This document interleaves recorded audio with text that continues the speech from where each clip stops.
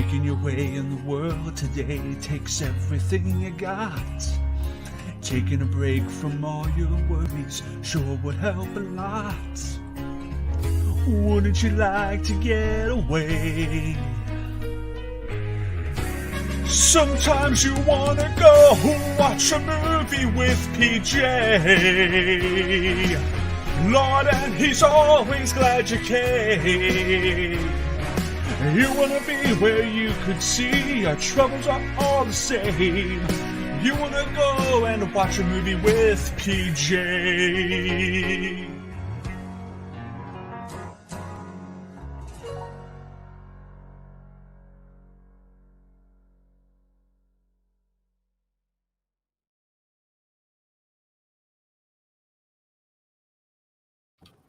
Hey guys, welcome to the long-awaited launch on of Young Guns 2. That intro is especially made by our graphics guy, one of our good friends in the space, Chris Clark.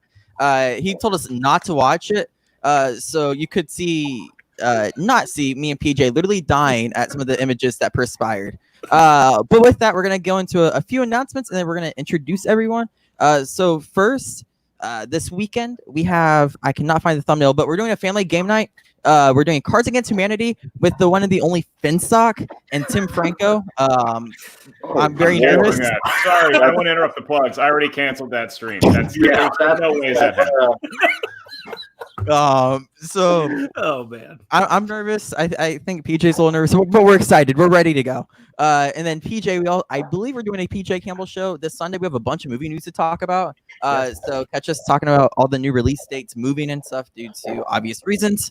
And then Monday, finally we can go into our plugs. We changed it up. We said we were going to do Simpsons, but we're actually doing Lilo and Stitch. The watch along of Lilo and Stitch. Yes. We're really excited for it. I think James White is confirmed to be on there as well, Showdown competitors. So feast your eyes on that. Tuesday, I'm doing another episode of Famous Last Words with Abby Friel. I'm super psyched for that. We have a bunch to talk about. And then Wednesday, another Suddenly Soundtracks pops. It's the Mary Poppins watch along. That's me Wednesday. And then Thursday, the actual Suddenly Soundtracks drops for that. So make sure you guys keep your eyes out for that. Myself and Rachel Silva-Shaney will be joining Chris Clark as we talk about one of our favorite musicals. And then last but not least, Friday starts Ryan Johnson month, where we're literally going to be watching a Ryan Johnson movie once a week, every Friday. We have Brick, The Brothers Bloom, Looper, The Last Jedi, and The Knives Out. So with all that out of the way, I was asked to play one more thing from Chris since he made that incredible intro. Just a little roll from the upcoming Suddenly Soundtracks. This is his first introduction to anything. This is Hot Patootie, Whatever Happened to Saturday Night.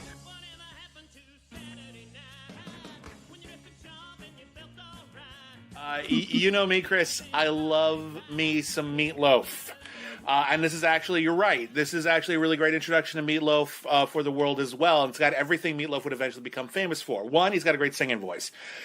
Two, he's got great stage presence, or at least, he did when he was younger and a bit more spry. And he comes in like on a motorcycle with like a Frankenstein scar, bursting through walls and sexing up everybody. It doesn't matter that he doesn't look like a conventionally attractive man. Of course, Frankenfurter would much rather all the attention be placed on Rocky. And on top of it all, the song that he is singing, much like his Steinman stuff, is extremely verbose. And I like it that way. Meatloaf comes in, you're right, for one song, and then he shows up as a corpse later, and that's enough. He makes his presence known, and this song... Oh my God, yeah. This song also fucks. I agree that this is sort of the turning point in the musical, and when Frank kills Eddie at the end of this song, the line of dialogue in the feature film is, Eddie's dead, and he sort of like shrugs it off, he's got the bloody gloves, and just sort of chuckles and says, "One from the vaults." And, of course, that means that he had Eddie in a vault, because Eddie was literally frozen, but it was also alluding to a lot of the TV ads you'd see from, like, Time Life music, maybe not Time Life music specifically, but, like...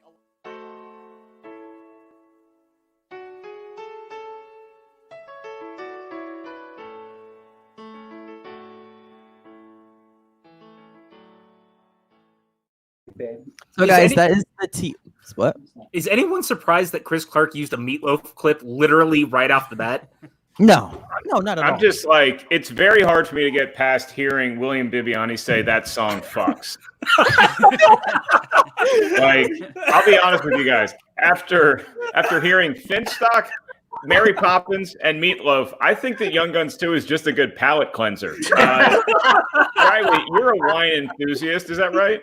Yeah, that's I don't know. That's like drinking a Chardonnay and then a Pinot Noir and then going back to a Chardonnay again, man. That's quite a locked-in schedule I love.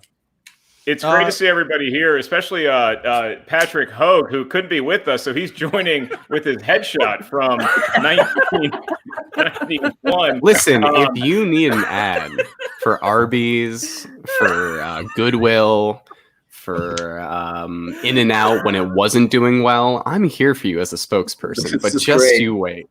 You have a great summer. Keep in touch, Patrick. It's also it's great to see Frank Janisch. Kevin Smets called. He wants his haircut back, and apparently Evan's drinking a bottle of wine that he stole off a Carnival cruise ship.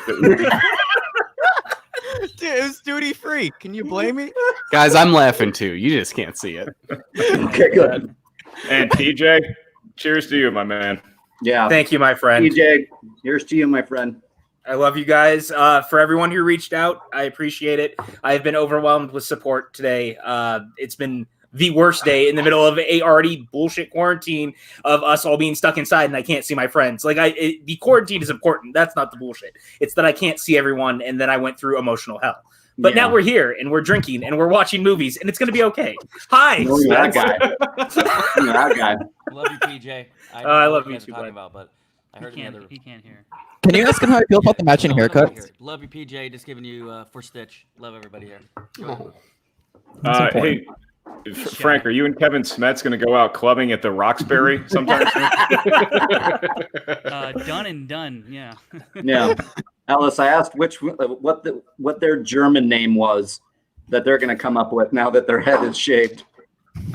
What hashtag? We'll figure it out during this stream here. The hashtag German that we're going to assign to you next. I think that we have to now. Franz is like pretty easy. Yeah. So, but maybe something more clever. The stream started off hot. Pat, we're watching Young Guns 2. I didn't know about this movie until you guys literally brought it up. So with that, what the hell is everyone's connection to this film? Pat, we'll start with you, and then we'll get into Janisch and Hogue, and they can do their own thing. This was a movie that I discovered super young. Every time I go to Hollywood Video and walk up and down the aisles, I would see the movie and I'd always end up grabbing it and renting it. And I fell in love with it. And now I literally live down the street from where it was shot. So make sense of that of what you will. It was almost like it was calling me to live in Arizona because I love this goddamn movie so much. I just want to be Emilio Estevez and as cool as him as he is in this movie. All right. So, Pat, I've heard you've never seen this movie before. I just want to acknowledge I'm a comedy genius. So I had a whole bit set up for like my camera being off. I didn't know we were going to be introduced all at once. So I've had this like fake gun. Whoa, wait. Everybody calm down. There was a really funny bit I had when it would cut to me and then it comes intro. So I'm just going to do it like now. Okay. Great. That was it. It was me fumbling with a gun. So now that beautiful moment is out of the way. Yeah. I've never experienced harassment in my life. I am loved by all, and nobody really has anything negative to say. Frank, don't speak now. And then I started this little podcast with PJ, and through some happenstance, we happened to be talking about Young Guns 2, and I just offhandedly said, yeah, never seen it. Didn't realize I opened like Pandora's box and released Beelzebub onto the world, and everybody freaked out in a way I was not anticipating. And for literally a year and a half, it has been. So when's Young Guns 2 happening? Huh? You're gonna see like the best movie ever made, Pat? You ever gonna see Young Guns 2? That's my experience, Evan. Frank, what do you got? Well, the first time I ever saw any Young Guns movie was on, I think it was the WGN Saturday movie. And so that's how I would see it with commercials and all. It was the first one. And then it took months before I even knew there was a part two. But I was still fairly young. And then I saw the second part, and it's this old version of Emilio Estevez as Billy the Kid walking down, the highway or something like that. As one and does. I couldn't believe there was a second part, and it was incredible. So, and then obviously you, Hogue, not seeing one of the most treasured movies in America, really bothered me. It really bothered me, and I'm glad we're here to rectify this. It truly was an introduction to podcasting in a way that I was not anticipating. Of people have vehement opinions and passion for something that I severely underestimated. So I'm excited to see this masterpiece. Mark, why are you watching Young Guns 2? Oh wait, Ellis, why are you watching Young Guns 2? There you go. I'll be honest with y'all. I've never seen the movie. I just like making Hogue feel bad. Okay, so it's on tape now. We have this seen it recorded. We can submit this. I actually, so you guys are probably too young to remember this, but there used to be a thing called movie theaters, and you would go and sit down, and before the movie that you were going to see, there'd be trailers. And my sister and I want to say I can't remember what movie we were actually going to see, but this trailer came on before it for Young Guns 2, and I'd never heard of Young Guns, and because I was a little kid, and Emilio Estevez has a line that ends the trailer where he pulls out a gun, aims it at somebody, and says, "Yoo-hoo, I'll make you famous." And I was like, what the fuck just happened? That's like the coolest trash talk I've ever heard. That's like old West Michael Jordan trash talk. And from that moment on, my sister and I can't remember the movie that we saw after that, but then we begged my mom to take us to Video Update on the way home so we could rent the first Young Guns, and then we watched the first Young Guns like 90 times in a row. And then right after that, I became aware that John Bon Jovi had this single called Blaze of Glory that was on the Young Guns 2 soundtrack, and the stars were aligning, and we finally got to see it in theaters, and I just thought it was such a cool Western, so many great characters, such a great story. And it was just everything that I wanted to see when I was a kid. And every time I've revisited it as an adult, I've loved it even more. I haven't seen it in a good couple of years, but that's why we're here tonight. So I'm pumped about this. I do own a Young Guns 2 poster that we'll get into the lineage of that, the mythology of where the Young Guns 2 poster is during the playing of the movie. I have an Alex, idea. when you mentioned the John Bon Jovi song being a part of it, it all the elements aligned of this being a perfect fulcrum point for everything that your life has been moving toward. So this makes a lot of sense. Mm-hmm. And then last but not least, Riley, what's your connection with Young Guns 2? Well, my journey, everyone, to Young Guns 2. Your Oregon Trail, as they may say. Started way back in 1988 when I went to the theaters to see Young Guns, the original, which is a fantastic movie. And so when 1990 rolls around and I do see the trailer in a theater like Mr. Ellis did for Young Guns 2, that was before the internet where we would get a heads up that these movies were coming out. Ugh. And we were literally sitting in a theater and we're like, they made a Young Guns sequel? And I was the only one that clapped, I think, at that moment. So I believe it was August. It was my summer movie. I was in theaters for Young Guns 2. Young Guns was we're talking the 80s. 88, we're getting the Brat Pack is still flavored throughout this. So we have the Emilio Estevez and the Charlie Sheens and Kiefer Sutherland. So I'm locked in right there. And then Young Guns 2, though, it's arguable that it's better than Young Guns. I'm still a Young Guns fan over Young Guns 2, but I haven't seen this in a good bit. So now it's time to see. All right, guys. One last thing, and then we'll jump into it. We do have a Streamlabs, so we do accept donations out on Streamlabs if you'd like to donate, but don't feel pressured to. We're just here to provide some funny jokes and some good entertainment. No, so put pressure on them, Evan. Squeeze them. Squeeze the wallet. Yeah. No. You got to double down on that one. Hit it. There's a JTE in the house right now, too. Look at that guy. Yeah, JTE. Josh. But anyways, that kind of brings us full circle. Are we all ready to start the movie? Are we all lined up at 0000? I believe so. I am lined up at 000, and I will say that if we make $100 tonight, once we cross the $100 mark on Streamlab, however y'all want to donate, then I will chug a Coors Light at whatever point the movie's at. So get those donations coming, open up those wallets. And this one is for Stitch. Oh, my friend. So, all right, I am guys. with you on that one. Here's how this is gonna work. I'm gonna count down from 5, and when I say go, which is gonna be after 1, on go, you click play. Got it? Got it. Yes. All right. Told there would be no math. I'm sorry. There's always math.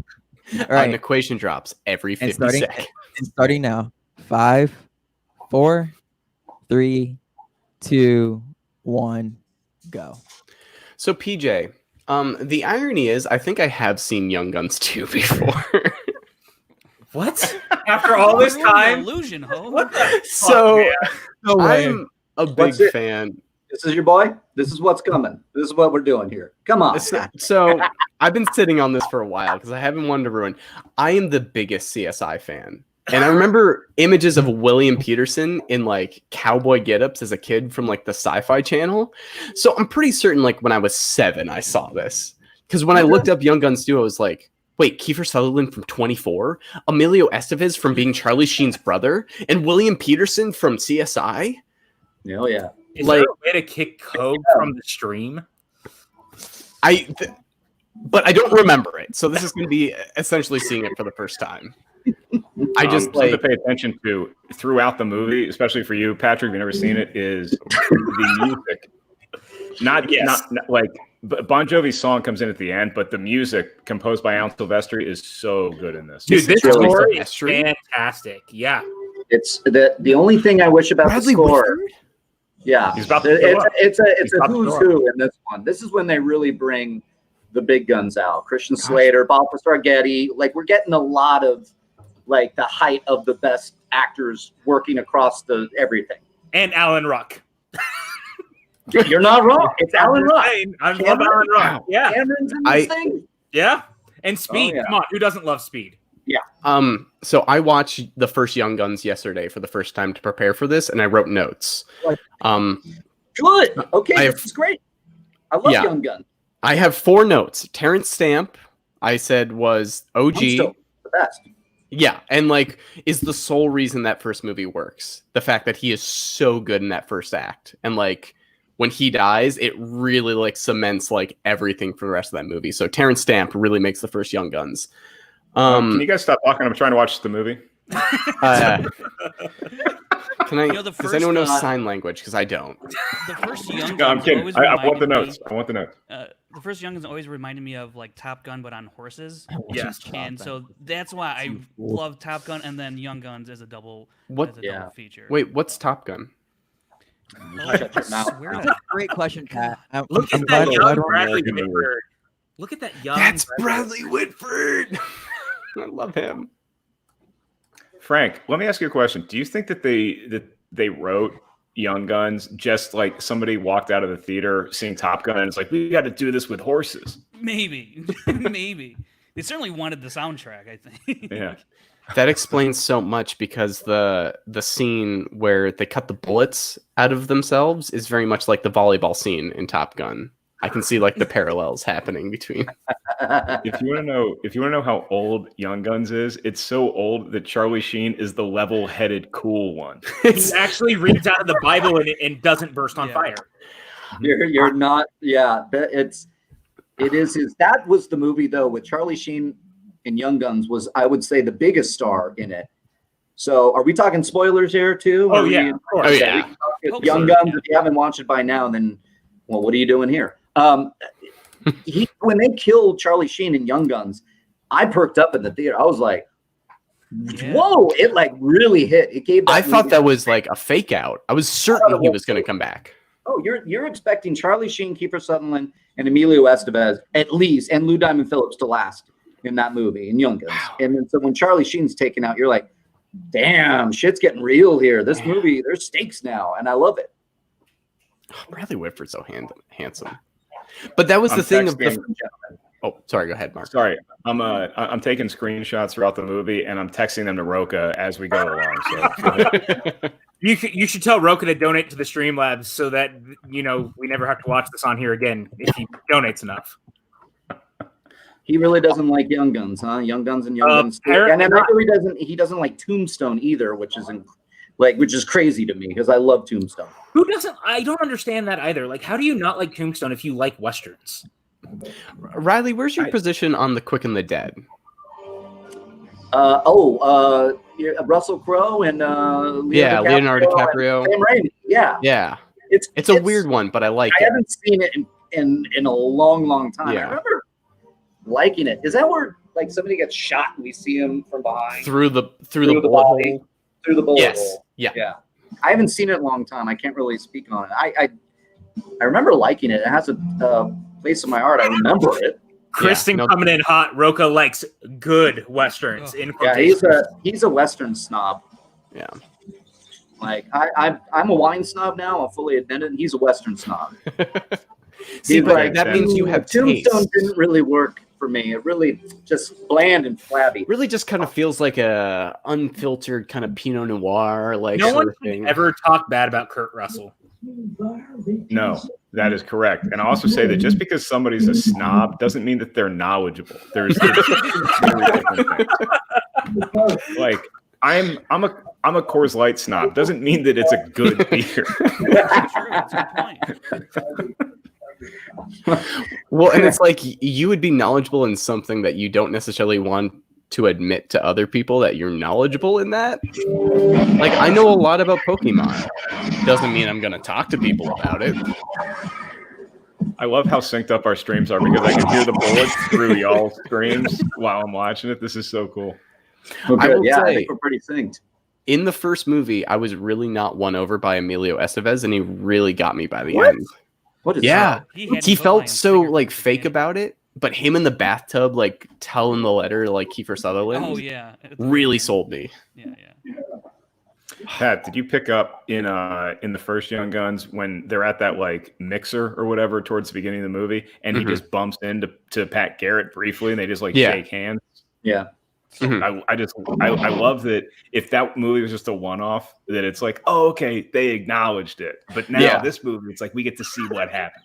Yeah. And I saw the credit of William Peterson as Pat Garrett. I'm like, oh, I remember that guy who was kind of nice at that one thing. Like, and like the whole epilogue that comes up of like, Billy the Kid was taken into custody by Pat Garrett. I'm like, oh, but they made a sequel. It'd be great is if William Peterson started CSIing everybody's wounds. It looked like the bullet came in at a 45 degree.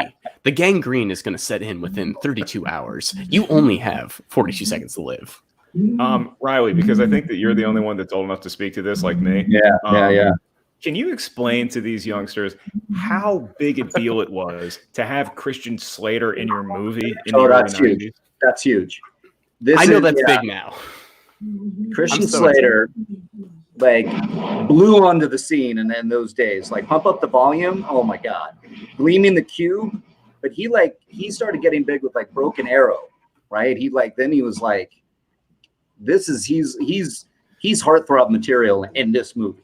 This is where he's like full power Christian Slater. Well, see, I was almost so invested in this because my mom and I were the biggest 24 fans. And then Kiefer Sutherland. Right as. Ah, God, that man in his hair and those glasses. He's pretty, for how much Kiefer Sutherland drinks, he's pretty ageless. I agree. And like you see him in that Fugitive Quibi show, and you're like, you look like Jack from like season 8 of 24. You are aging gracefully. What's Quibi show? So there's a Quibi show that is a Fugitive remake. 10 minutes at a time per episode with Boyd Holbrook as the fugitive and Kiefer Sutherland as the FBI on his tail. Really? The Quibi? Yeah. Oh, man. Okay. Yeah. I mean, we all got about 10 minutes nowadays, so I suppose we could watch it. But doesn't that just make it a movie at that point? Because it's probably like 10 episodes, so 10 episodes. Listen, you're asking a lot of logical questions that the boardroom at Quibi should have been asking when they came up with Quibi. As somebody who worked for a Quibi show, Shout that out was the to joke. this The whole place time. that they're shooting, by the way. This is Old Tucson. This is a real movie studio that's still down here. I go there every couple of months and walk around, and I feel like I'm actually in Young Guns 2. You can visit this Patrick. place still. When you told me that, I imagine you as the Prince of Pistoliers sitting on top of the little thing and waiting for Billy to I mean, I'm not going to say I didn't do that at least 3 times. Instead of Billy the Kid riding his horse, it's me driving my Ford Fusion into the Ford. Yes. Oh, absolutely. Nice. So, if you're ever in the Tucson area, you guys got to hit up Old Tucson just so you can see this. I will gladly go with you. Hey, there's CSI's William Peterson. Yeah, he's just so good. There's Princess Leia. Wow. Princess Hi, Leia is sweetheart. now watching the Hey, movie with guys, me. Like, literally uh, watching.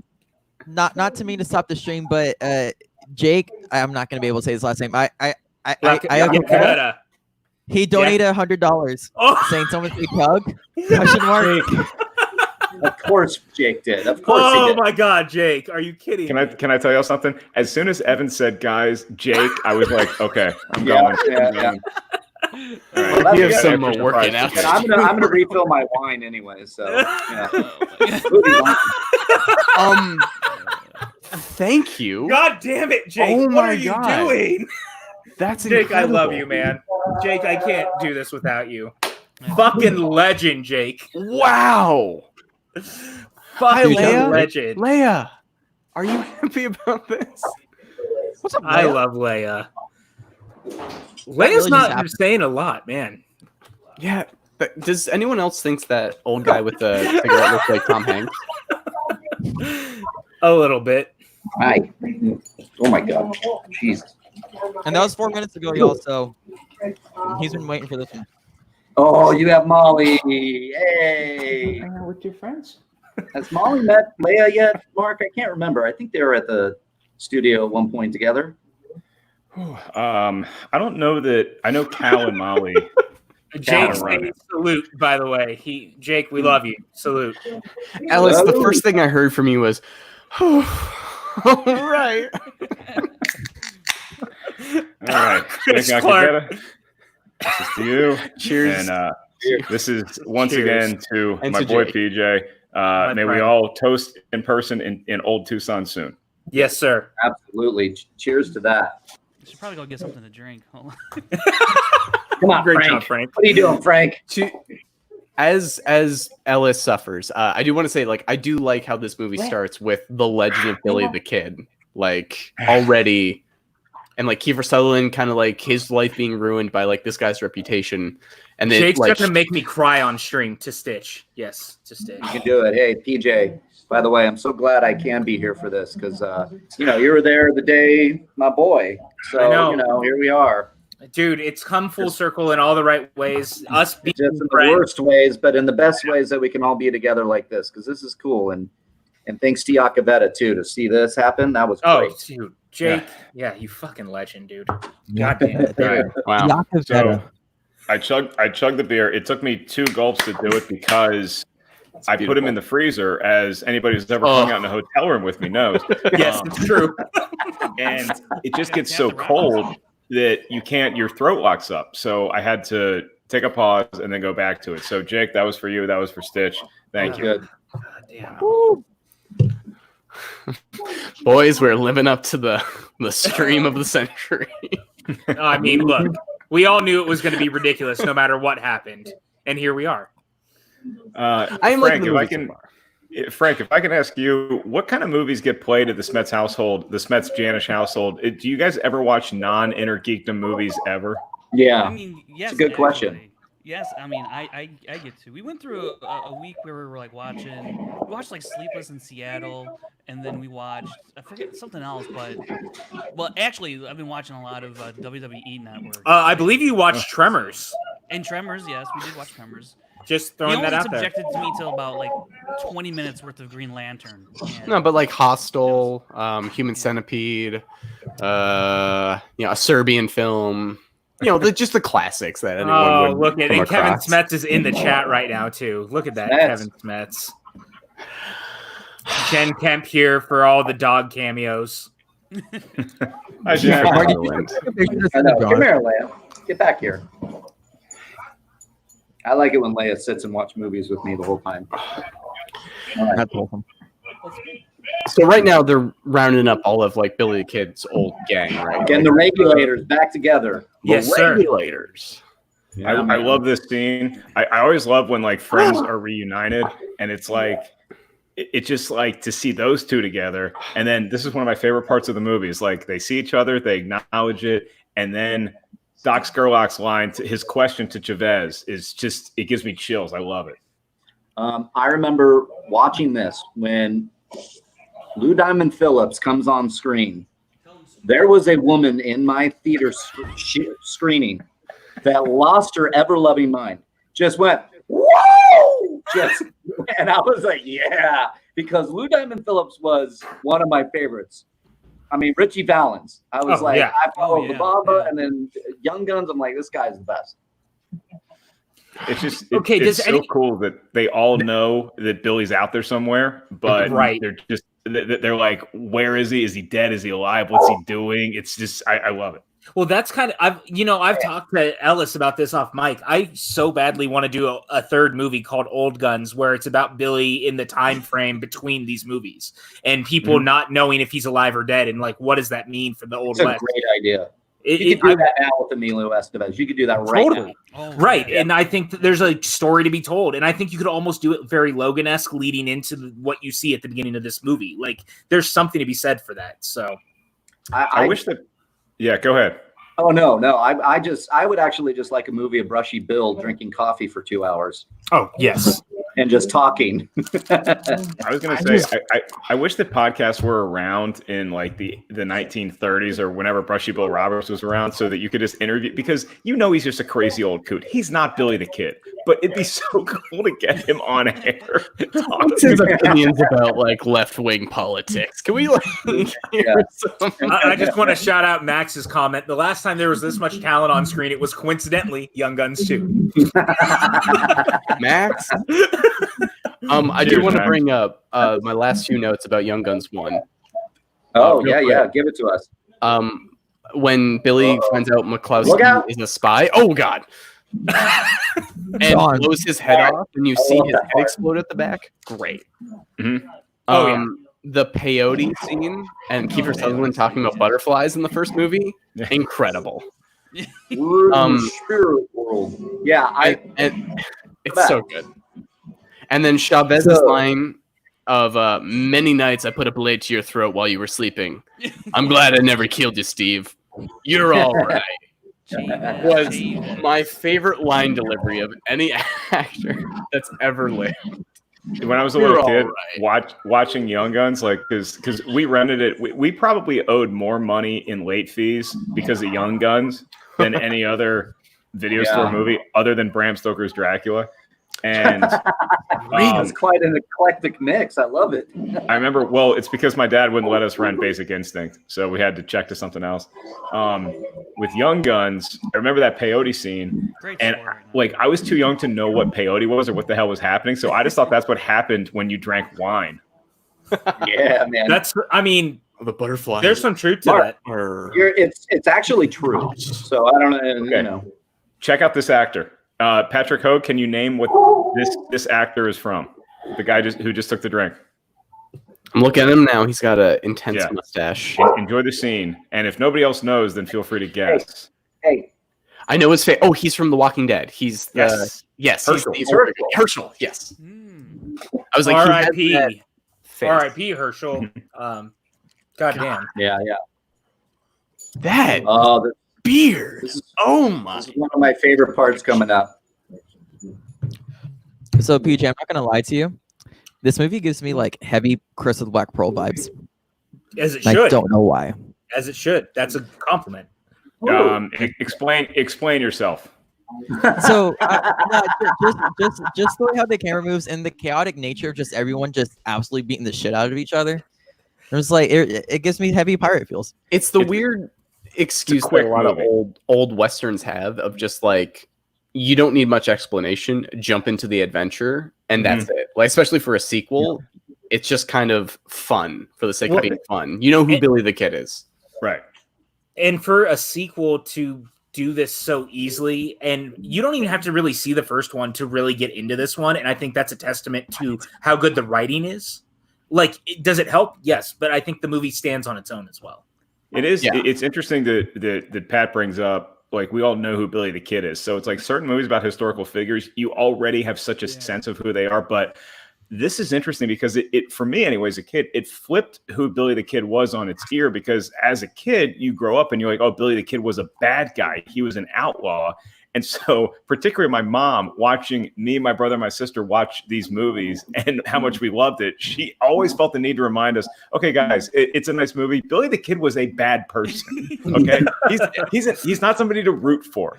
Yeah. You are. No, they make him a hero. Young Guns and Young Guns too. And that's true. Did anyone see that Dane DeHaan, the kid movie that came out last year? Was that the one where he used half the cast from Magnificent Seven, and I'm pretty sure they just shot it between scenes? It was Vincent D'Onofrio directed it, and it was just like, exactly. But it's funny how much these movies, especially watching Young Guns 2 yesterday and this, really get into the lifestyle of living in the West. Of if you're a bad criminal, if you just run fast enough, you can get away from the law. And there's enough like higher profile friends that you can make in cities just to be like, we have influence. You really can't touch us legally because we own like the oil reserves back there. And it's as much as it's a fun Western and Billy the Kid is a fun character, there is a lot about legislation and about jurisdiction and about, Young Guns 1 deals with the lawyers of the town going against the sheriff. And there's that weird kind of like fake politics you can have with it. First of all, Pat, are you okay? It looks like you got attacked by some sort of antelope. I did. I got attacked by a tiny gremlin, actually. Something interesting about this scene is this is Billy the Kid showing up to the governor. Like, this is the number one outlaw showing up. This would be like if OJ walked into the LA County Police Department in 1994. Right. You got any pound cake? Like he said he was going to do. Reese Films wants to know, do you guys know any other films that go more in depth on Billy Kid's life and death? There are no other movies. There's only Young Guns and Young Guns 2, and that's all. Correct. That's all you need. That is all. Bro, I have never heard of Billy the Kid until today. I'm not even going to lie to you guys. Yeah. All right, we got to get you a history book. Wait, first. Evan, I'm like 2 years older than you, and even I'm shocked by this. No, I'm just shocked because one time Evan and I were hanging out in Atlanta for like 3 hours, and I'm shocked that I never brought up Billy the Kid in those 3 hours. I'm actually 95% sure we talked about Young Guns 2 in that time frame because I was there too. I'm pretty sure, guys, you were throwing some Young Guns 2 quotes out there that were probably going over heads. And we're just moving on with their life. That's probably true, actually. This candle scene is watch. Yes. He shoots the table. That, ladies and gentlemen, is the original TikTok. Okay. Yeah. Wait, didn't he also just shoot out the window too? Didn't he ruin their upholstery? Sure everyone trying to Janine the Machine, Abby Friel, y'all are great on TikTok. You're nothing compared to Billy the Kid if he was alive today. Yeah. Mark, stop giving John Roca ideas. John Roca will never actually watch Young Guns 2 again. It's fine. Well, he made a TikTok video, didn't he? Yeah, and he's singing like an outlaw. So there we go. He's on it. He's a youngin. What has this director done outside of Young Guns? Let's do some. Jeff Murphy. Riley, not a ton, unfortunately. That sounds like a 5-point Schmodown question. Yeah. Who directed Young Guns 2? Mark, it does, but then I will get chastised later for it being a 5-point question. You're fine. Everybody has that. We cannot ask Young Guns 2 questions on the show ever because if I'm announcing, because everybody's going to laugh and think that I put it in there. Or they'll know that I put it in there because you and I are simpatico on this. One of them. Well, okay, I got a Schmodown question for you. Who directed Young Guns? It's Christopher Kane. Yeah. I didn't know that. I just looked all right. I just got yesterday. Maxwell actually had an answer. The left-handed gun is pretty good. Paul Newman plays Billy the Kid in the late 50s. Oh, right. I've heard I also of want to that. say, I don't think I've there ever was seen that. 2017 Young Guns TV series that What? apparently went nowhere. Who tried to turn it into a TV series? There's a pilot episode. I didn't make it. But I'm Yeah. Yes. Ryan Ryan Snelling. Well done, sir. By the way, that's Ryan Snelling from Kentucky, who also has some issues staying socially distant. So. That is true. I walked here. in today in Target with a scarf on, protecting myself and others. That's $5. $5 goes to the first person who can tell me the Billy the Kid film that came out in 1989. No, it's on. Billy the Kid is in League of Extraordinary Men, but that's on 1980. That is. No. I lost. Bill and Ted's Excellent Adventure. Riley gets $5. Wow, yeah, good call. Yeah. And Bill and Ted's Excellent Adventure has a third film coming out this year, which means Old Men still has a chance. It's coming out this year, as far as we know. I think it's going to end up VOD, personally. No, they can't. No, They can't. it won't. No. I don't mean that in a bad way, but I think that Keanu Reeves, Alex Winter-led Bill and Ted film on VOD in the middle of August, if we're still quarantined, does very well for itself. I think if studios are smart, they're looking at what kind of things are going to be trending on Twitter. And I think that if you get something trending on Twitter, that VOD actually helps it versus hurts it versus a movie theater. So I think if you put Bill and Ted 3 on VOD, I think that would do gangbusters. It will. It absolutely will. Yeah. Keanu Reeves kind of social media bump of like him sort of doing kind of a quarantine endorsement. You would definitely get that kind of weird element you couldn't get if it was in theaters. Okay, everybody's got to be quiet now. Yes. This is serious business. There's some serious shit going down here in Young Guns Red 2. Dead Redemption 2. And we're going to be also seeing somebody who's one of the greatest rock stars of our time in a cameo role coming up here soon. That's right. True. Or That's right. John Bon Jovi. No, David Lee Roth plays the President of the United States. Dav's not here is correct. That is correct. There is a Dracula versus Billy the Kid movie. Wait, what? David Lee Hey, okay. Individual. Fun game for Patrick Hogue right now. Patrick, we need you to spot when you see the rock star in this scene. Yeah. Good. It's in the next 5 minutes. Good call. Okay. Good call. You If got to pay we're attention. all timed up, this should work perfectly with no technical errors. Oh, I love this scene so much. I know nothing about So music, great. so if I disappoint everybody, And I'm because you're ready. Canadian, you're not allowed to say Bryan Adams. is that a Rush question? I also don't know a lot about Rush. I just know Bryan That was Adams, Bernie I Nickelodeon. mean, you know. Leon Rippey is one of the great character actors, by the way, so it's always fun seeing him in here. This their guy, masks make them look like Ewoks.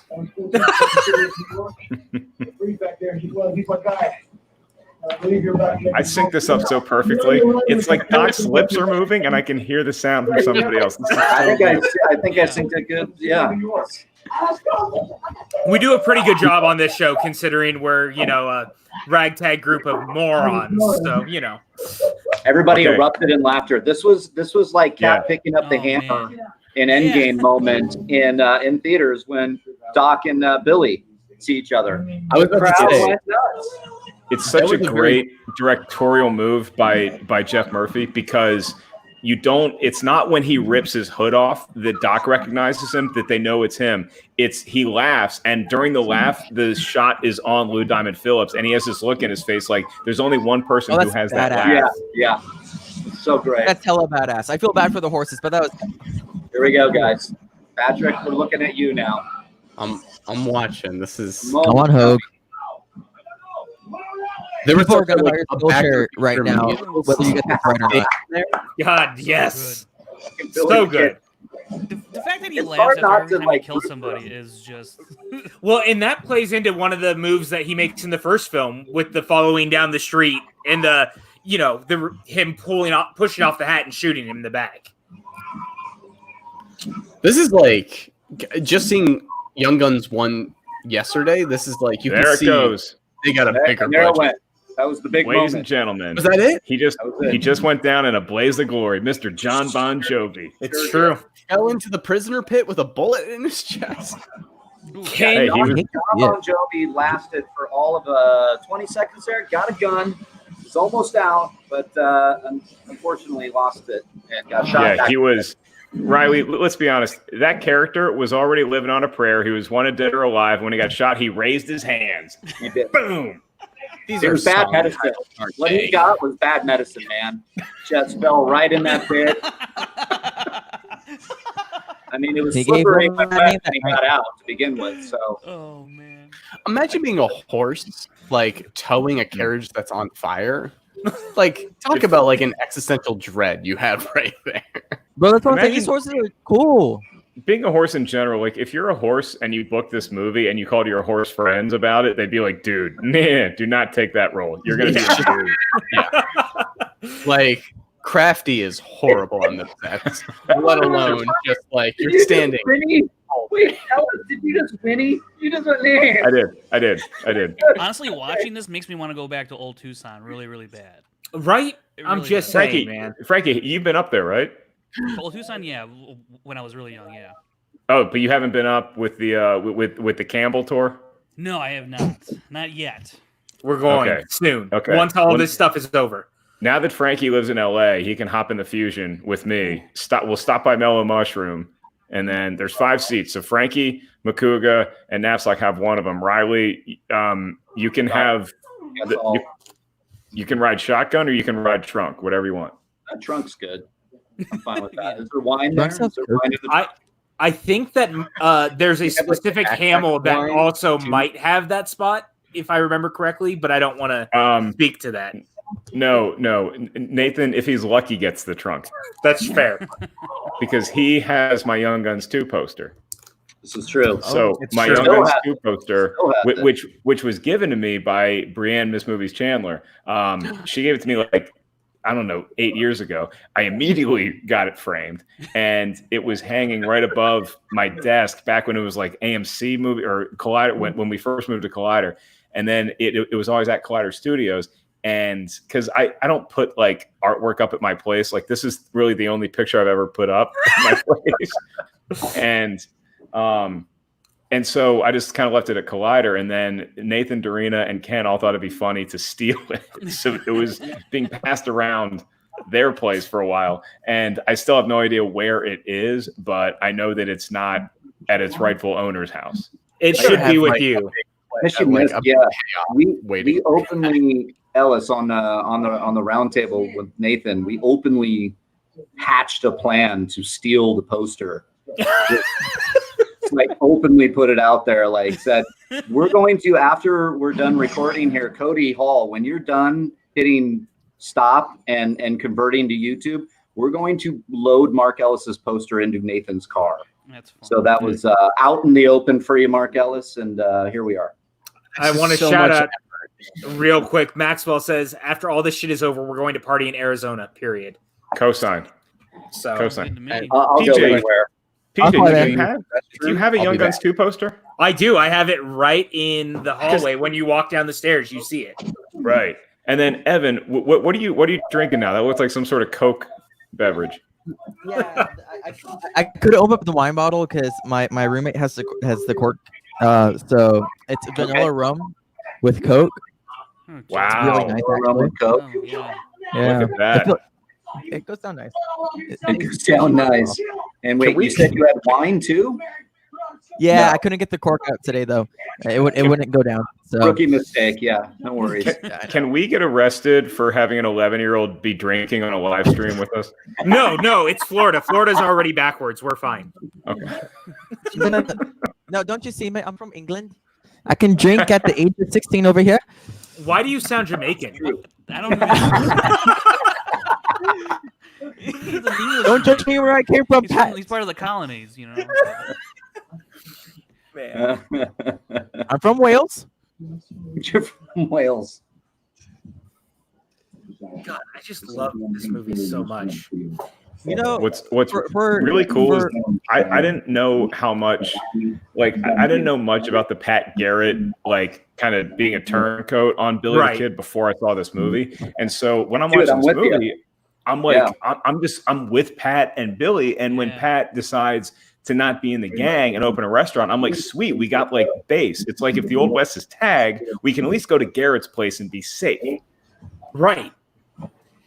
Well, and what actor played Pat Garrett in the original Young Guns? Because William Peterson takes the role over. Yeah. Right. I don't know who played it in the original. I can't remember. Yeah, I don't think it was a big. Peterson. I don't think it was somebody like a William Peterson. Yeah, Where you it- go, it's "Oh, a- yeah." William Peterson. So it's a fairly so the actor's actually fairly big in some circles for specific reasons. Sure. It is Patrick Wayne, the grandson of the Duke. Yeah, that's So- fine. It's not really William Peterson, who is the Hogue, greatest. I'm going to cut you off. Hogue, you're getting cut off. Maxwell Haddad donated $25 to the Stream Lab. Just Oh, want to throw that out there. Nice. Thank you, Max. So Max- Max Max- only gets a Max- $2. This actually works out perfectly with Max's donation because I have like a third left in here. So I'll crush that for Maxwell. Thank you, bud. Max. Thank you, Max. See you. Max is freaking awesome. He knows so much about Broadway. It makes me feel nearly ignorant. Whew. I was a good boy. I did not drink all week. Because you knew you were doing this. No, I blew a lot of rails, but I did not drink all week. The other funny thing, I see this sequence right here with all the people inside the coffins, and I'm reminded of another 1990s Western set sequel. Back to the What Future movie? Part Back to the 3. Future 3. Part three. Correct. The Magnificent Seven, the reboot. No, Evan, stop being 5. Yes, it is Back to the Future Part 3, and I'm reminded of the sequence where you see the people with the coffins and him going to measure Marty. Yeah, For he's measuring Marty, and Yeah. I love. We just actually watched part 3 the other night. It's still so good. It's good. I forgot how much I love it. Actually, Yeah. it's very I always have 2 as the better one after Back to the Future. I always love 2, and I feel like part 3 is left out. Yeah. Riley, what's the line that you and I always quote to each other from Back to the Future 2? Oh God. I'm sorry. I thought we were better friends. Yeah, I probably would too. Oh, there's that old Tucson sky shot. I have again. pandemic brain, so I don't remember. I mean, it's Merry Christmas, by the way, to everybody, because I don't know what day it is. Oh wait. Cheers. There. I think he took his wallet. Oh, that's right. Yes, I think he took his wallet. Anybody? I think he took his wallet. Yeah, that when he went back, that's before. I mean, the Russo brothers just looked at Back to the Future 2 for. Oh, 100%.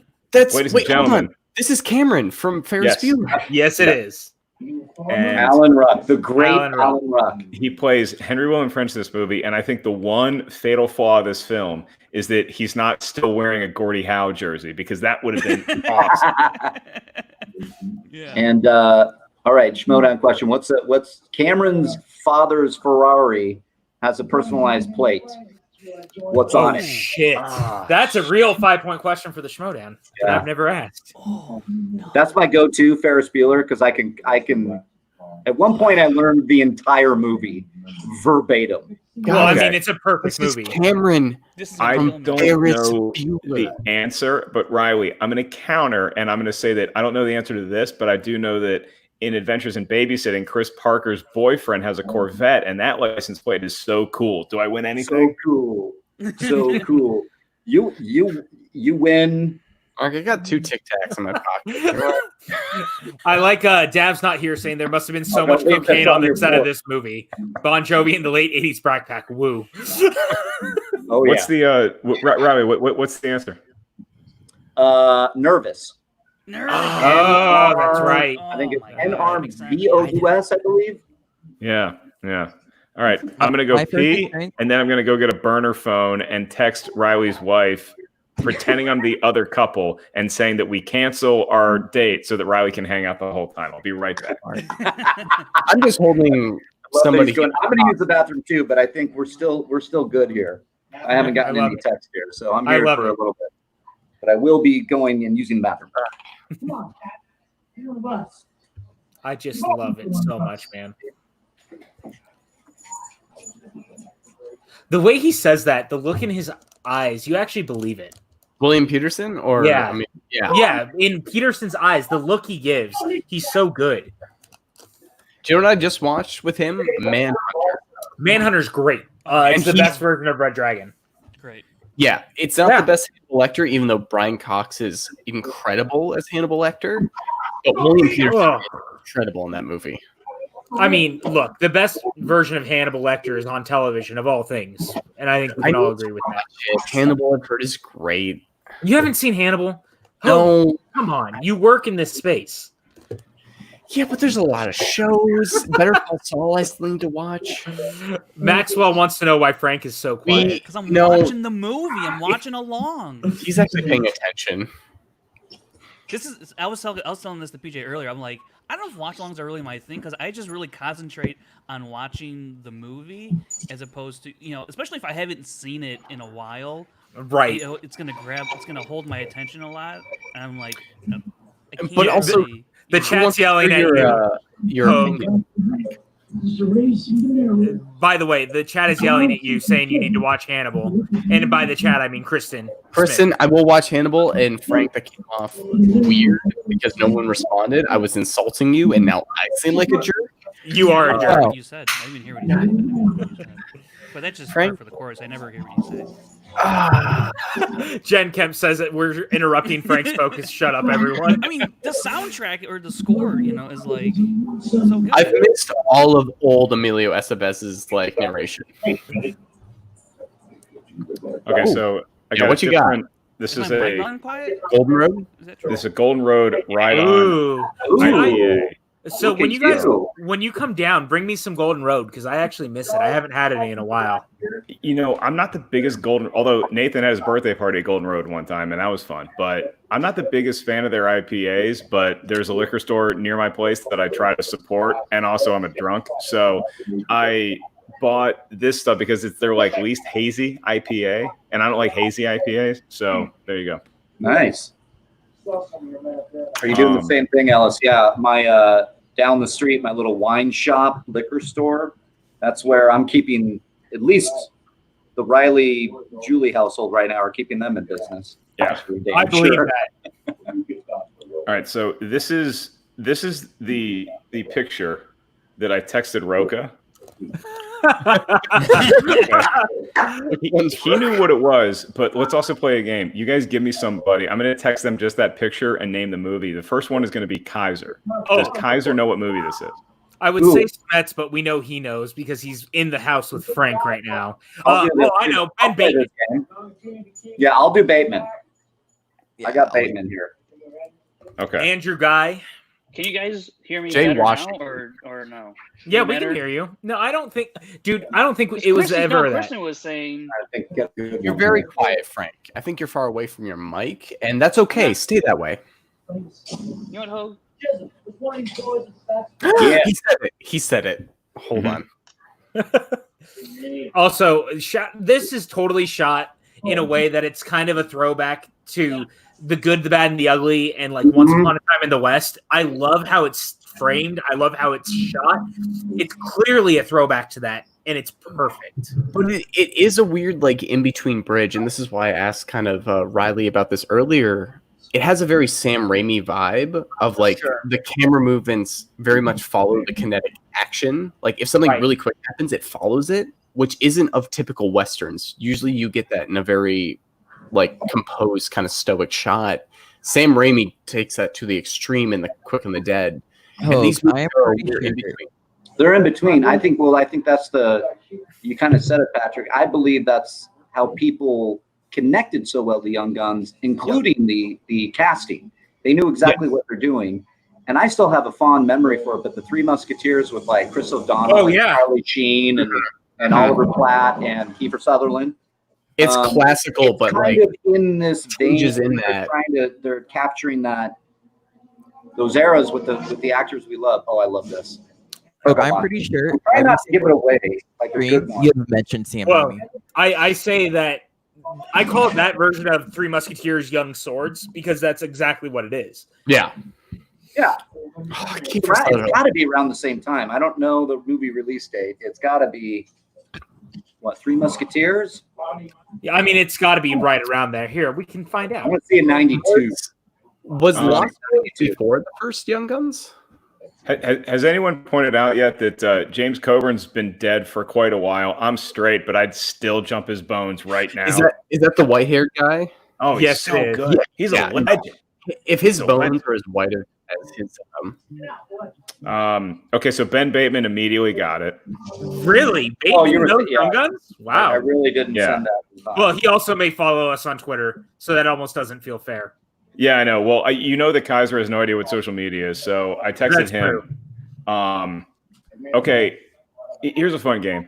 Take the Young Guns out of it. What is the greatest Western of all time? The Mandalorian. I'm just kidding. Jeez. Good. This kid's got good timing. All right. Shit. I feel like mine is still A Fistful of Dollars. I grew up with that. Like that original of that trilogy is still fantastic. I'm gonna set the bar at Pale Rider. Ooh, okay, another Eastwood. I can get behind. I love Pale Rider. I'm gonna go with the newer one. Actually, I really like Wind River, and I know it's not your typical Western, but it's definitely Western styled. And I like Wind River a lot. Yeah. Mm-hmm. Is this when Pat Garrett was auditioning to play Wolverine? Yes, absolutely. My movie froze, so I'm going to be behind a little bit. Yeah, same. I'm working through this right now. Everybody, your thing froze. Yeah, something happened. Everything just shut. Kristen Smith says "Good, the Bad, and the Ugly" is her favorite. Reese Stone has Tombstone. Tombstone is one of my favorites all time, but I think the best Western. I'm a big Unforgiven fan. Oh yeah. It's one of those movies that came out. It actually is one of the movies that got me into Westerns to kind of go back and get Clint Eastwood in these Westerns that I revisited. But Tombstone I love so much because my dad loves that movie, and we just put that movie on together, and that's some of my favorite memories. Every time Michael Biehn comes out in Tombstone, my dad just perks up. He loves Fringo. He loves him so much. I recently watched. Can someone ask Kevin Smets what Forgiven is? I don't know what that is. We really watched. What was it? Butch Cassidy and Sundance Kid. That one was really great. I love Butch Cassidy and Sundance Kid. I'll one up Kevin Smets' typing issue. So Kaiser got the correct answer, but the order of the text was Young Guns 3, Young Guns, and then he wrote Young Guns 2, and then he said, sorry, fat finger syndrome, which I can identify with. So I give him a pass. Yeah. Yep, fat thumbs for the win. Although I do like Young Guns 3. That's good. Wait, it doesn't exist. That's right. But if it did, I'd probably like it. But if it did, I was hoping for Young Guns 3. Did anybody? I mean, I know there are different people that had come to this thing late, but I walked out of the theater going, Young Guns 3 is a certainty. Yep. I was so yeah, this is happening. I can't wait for Young Guns 3. I don't want to do if we're all watching, but we had some storylines in our head. I'm just saying, I think that between all of us sitting here, we could probably write a new Young Guns 3, and I'm still going with the title Old Guns, and I think we could make it. Oh, I love that idea now. I mean, I think do you want to be historically accurate? Here's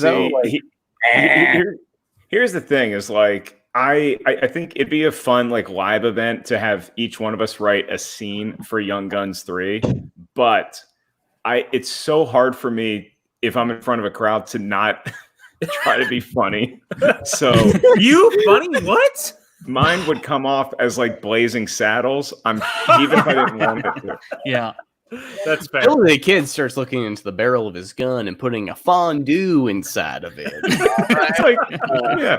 the Christian Slater just punched a horse. If that happens, Christian's going to make us have a scene where he's sitting there at a schmodown table while everything's going on. And your winner, the horse. Best product placement for the movie Trivia Schmodown to ever exist. I do love this transition scene though, where like we saw Pat Garrett like as a scruffy kind of, restaurateur outlaw, and then he's got the gloves, he's shaved, he's got the coat, like he just looks so badass now. He's ready. And I love that moment. Crime scene investigation team, if you will. He seems like he's ready for that kind of dignitary role. I love that he pauses right before he walks in and like, am I really doing this? Am I really doing this? Am I really doing this? Let's go. He's such a bad friend. You don't do this to your friends, guys. I'm just saying. Pat Garrett, bad friend. Bad friend. Benedict Arnold. Good name. Bad friend. Right. Yeah. There's Figo. This is how I found Young Guns 2 Ladies and gentlemen, that is Aragorn. Yes, it is. This is better than Lord of the Rings, though. More epic. Sorry, chat. Don't yell at me later. Pat, can I tell you something? I will never be a bad friend to you in that I would turn on you and then go kill you and write a book about it. Do you know why? Why? Because it'd be such a boring book. Like, it's literally, I just drove to Arizona and shot him, and that was the end of the story. Hold on. No, you arrived in Arizona in a Hyundai Prius. You showed up Ford Fusion. I've upset the cat. Coors Lights, like on the ground. There'd be a narrative there. We can work with that. I'm being yelled at by the chat right now.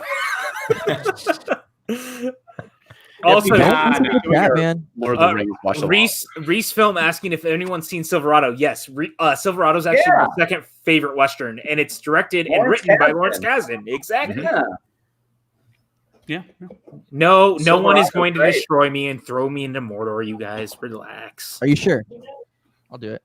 Guys, what's your timestamp on the movie? Real quick. Oh, I don't know. If I press something, the movie's probably turning off. I got it. I'm at 50:59. Yeah. 50:59. All right. I'm a minute or two behind. I'm at 51:06. I just got to him being shaved. Try to get to 51:50. 51. Wait a minute. Yeah, I got it. Jen, we're friends. You don't need the Eagles on standby. We're gonna survive this. So PJ, when are we gonna do a something rotten episode on both these Young Gun movies? I mean, when is Mark Ellis available and that we can do it?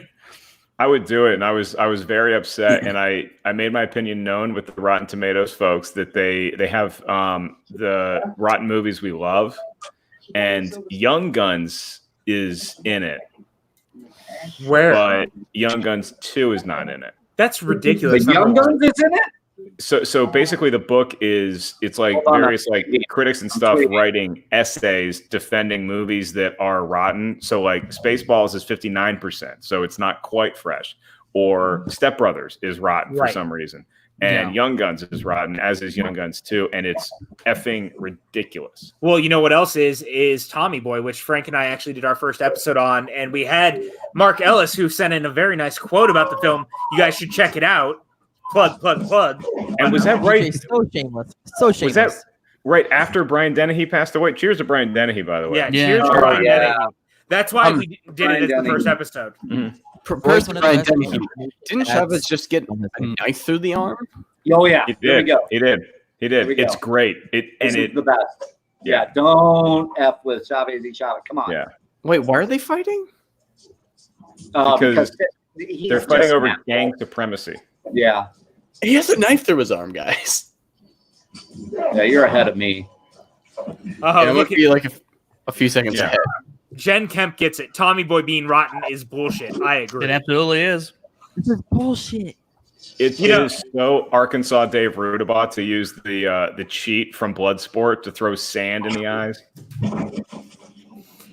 He's so damn Rotten Tomatoes. I don't want to say damn Rotten Tomatoes. I know a lot of good people who work at Rotten Tomatoes. One of them sitting here right now. It's what I tell everybody. It's like Rotten Tomatoes is just a scoreboard. Like, don't get mad at the scoreboard. Right. It's just saying what we're all thinking. You're thinking Tommy Boy's rotten, Hogue? Because I will close you out of here real quick. Clearly, it's not better than Freddy Got Fingered. Oh, God. Bye, Hogue.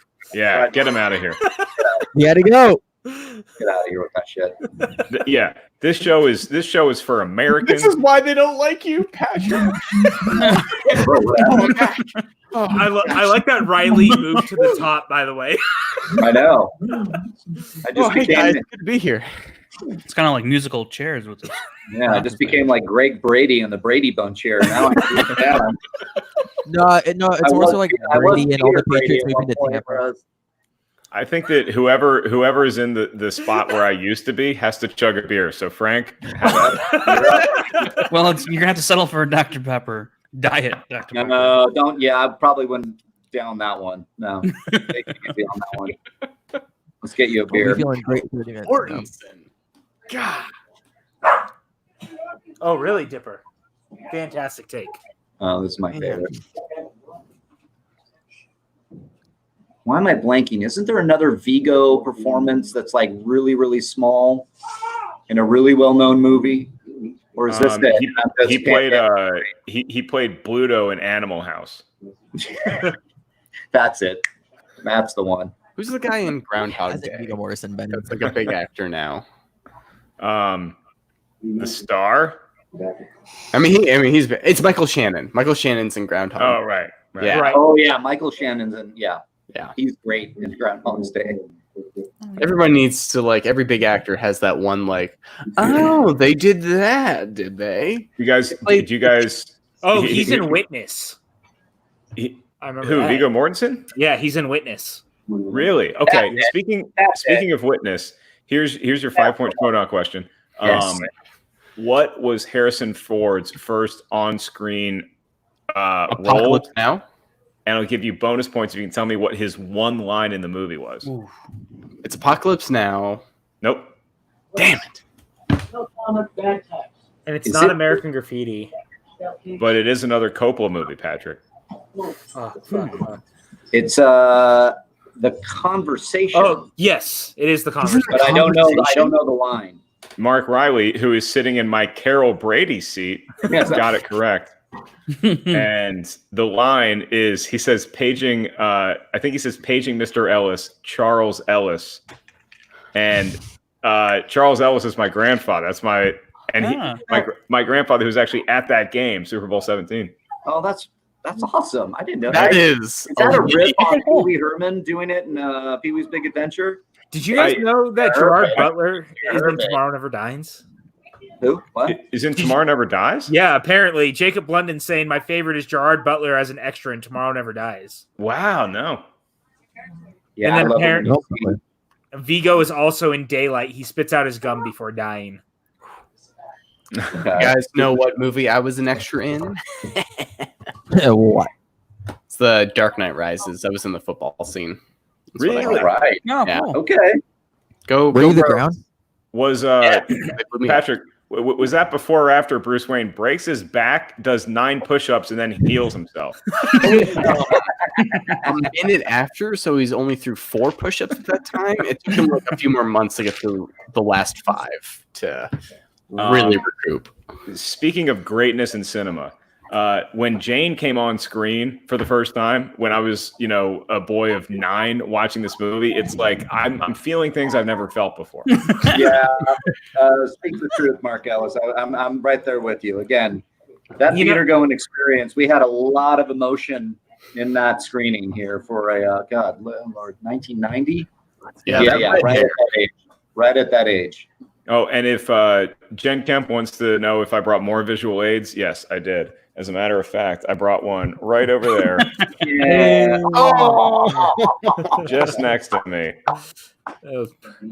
Shout out Dean Morgan. Nice seeing you guys watching Roka's favorite Western. Nice.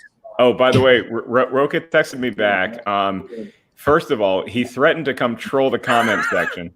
Let him. I dare him. I'm surprised he's not here, to be honest. And then the next thing he said is that Cam Akers just got drafted by the Rams. Cam Akers, the running back from Florida State, got drafted by the Los Angeles Rams. So he's going to use this as an excuse to be a turncoat and continue to root for the Rams, even though he knows he has to be a Redskins fan for the rest of his life, regardless of how much he hates the team. He was wearing a Rams hat the other day, and I did a double take. I went, No, he's a Rams fan? Yeah. Yeah. All right. Okay, guys, this I mean, is I did fine. the same thing. But, you know. This is fine. We've agreed no politics. Evan, yes. But On our- look, Politics. I gotta say, I love Actually, Cam Evan, Akers, but I am Evan, ashamed Evan, he went to LA. Evan, for this scene, take it off. Take it off right now. For this scene, take it off. You know, I'm gonna go ahead. I just went ahead and called Roke out on Twitter, and I gave him the link, and I said, "You want to come troll? Hit the link." Oh shit! Thank you for saving me, Ellis. I thoroughly appreciate that. Yeah. Guys. Well, I mean, look, this movie was made in the early 90s. I really hope that these are all actually Native American actors and not just white people that they like put a tan on. Mark, it was fine back then. It's fine. It's totally. Are you saying that it was not okay that John Wayne played Genghis Khan? Remember in all right, my We put legions. the lawn out here. Was it Once Upon a Time in Mexico when Willem Dafoe was just playing a Mexican dude for no reason? Yes. Oh shit, that's right. We all yeah. have to start somewhere. Sometimes that means that history's not going to look kindly upon us. Hey, Once Upon a Time in Mexico is still fun as hell, though. That movie is great. Yeah, I have actually never seen it start to finish, but I love Desperado. So it's the whole not trilogy. I like it. It's not as good as Desperado, but the way I look at it is each one of those movies from El Mariachi on becomes more of a fable. So when you get to Once Upon a Time, it's more insane. So it's got like a much grand vision of storytelling in the action's crazier. Everything feels bigger because it feels more like a fable than all the others. Yeah. So it's kind of fun. What happened to Yen from the first movie? I imagine that, okay, you can take this one of two ways, because Doc moved to New York, but we never saw who his wife and child were in New York. That's right. So True. Could have been. I have a feeling it just didn't work out for 9,000 different reasons because women, am I right, guys? Yeah. Oh my God, women! What? No, I don't know anything about women and walking out and what? No, never. Oh boy, yeah, yeah. Patrick, Oh, if I tell you something, if there's a silver lining in all of the tough things that have gone down in the last week, the last month, the last year, whatever, I love Patrick Campbell Unchained. Just unfiltered. I really like it. Yeah, I want more content we have now is unstoppable. By the PJ, way, if I was doing a set tonight, I would bump Roca from the opening spot and give you 5 minutes. Really? I mean, let's go. I'll go. I mean, it'll be terrible, but I'll go. Let's do it. Pat, are you gonna get the Bose headphones too? You know it. To I'm really gonna wear the protect headphones Rocco? and everything. By the way, Riley, thanks for dressing up for your virtual double date. Listen, I'm not even wearing pants right now, so you're lucky to get this right now. Oh my God! I wore the button-up shirt because it looked vaguely Western. I have sweatpants on underneath. I feel ridiculous. When this all hit, I realized I looked in my closet and I went, "No shit! I have no sweatpants." Here we go. So, based on this scene, because this guy's a cop in a small town, he's got to go talk to the greatest outlaw that ever lived in the Old West. What is the most nervous each one of y'all have ever been in your lives? Frank, start with you and go around the horn. Okay, thanks. Most nervous I've ever been? Oh man, I don't know. I think. Okay, well, okay. So back in You can college, take I only the did this physical for challenge if you want. Back in college, for the first couple of years, I was going to school to be a pilot, and I had to fly solo for the first time, and I was pretty nervous. You had to do 3 takeoffs and 3 landings by yourself, and so it was one of those Cessnas, a small, little plane, but I had to do 3 of those for the first time on my own. Wow! But it's a really expensive program, so I never followed through with it. But yeah, I would say that was probably the one that comes to mind first. All right, Patrick Hogue, follow that. I went to prom and a girl told me she liked me, and I had to. I didn't have human lives in my hand as I was flying planes. That's good. That's a good one. I had anxiety in high school. Up to PJ Campbell. PJ, did you ever A, fly a plane, or B, go to prom? So it was actually breaking up with my girlfriend because I didn't want to go to prom my senior year of high school. That's the same thing, right? Wow. Okay. Yeah, That's pretty good. PJ, as a fellow nice guy, the breakup is harder than the get together. That's the hardest part. I agree. All right. Evan, hardest part for you besides drinking alcohol when you don't want your parents to catch you currently? Trying to drink alcohol without Christian Harloff trying to catch me. That was hard.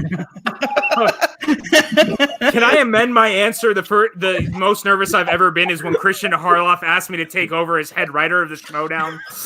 Yeah, there you go. You know what? That was my answer in 2015. This is Max That got a explains why good the one. questions were so simple. Maxwell says, I think the most nervous I ever was my first day working at Jimmy Kimmel, and within 5 minutes they were like, here's our $1,000 California Pizza Kitchen order. Here's a credit card. Go figure it out. Wow. Ooh. Max had a real answer. God damn. Oh, that's rough. I've been there. Hey, Evan. I think Kristen in the You're chat up. has a real answer. Giving birth. Yeah. All right. What's the most nervous that Evan has ever been? I was gonna go with that, but also another prom story. This girl was into me, and I was like, okay, so I asked her out to prom. Everything was good, and then a week before, she goes, "Oh, I don't have feelings for you anymore." I'm like, okay, whatever, sick. So we go as friends, right? Well, Evan just wants to go on the dance floor. But I had this whole thing set up. We rolled into prom with like one of those VW vans, like one of the old style ones. You know, we got bonefish beforehand. It was like a whole shebang, right? Bonefish I didn't get one fancy that night. You didn't Yeah, You didn't what? but no. The only reason why I got bonefish was because my dad works for the company, so it was good. We got it covered. But I was upset. Oh my! I fucking swear, Max. But anyways, prom was literally a month ago. Max, get your facts straight. But anyways, I was like, I just wanted her to have a good night, even though because the situation was weird. I was into her, but she just wanted to be friends. But I didn't get one thank you that night, so I was just like a whole anxiety bubble of like, wow, things you hate to see. Evan, that's all great. If she's watching the stream tonight, cheers. Evan, that's great. William Peterson just lit a match on a sheriff badge, so that's kind of awesome. And yeah. He's got it going on. It's one of the coolest things, but wait until you see Jane's rebuttal. It's really yeah. Emphasis on the butt. No, Chris, I went through puberty this morning when I woke up hungover. Age I was here where she's about to do what she's going to do. So everybody watch Evan and see what happens here. My kids are in the room. Who? Your Animal Crossing villagers?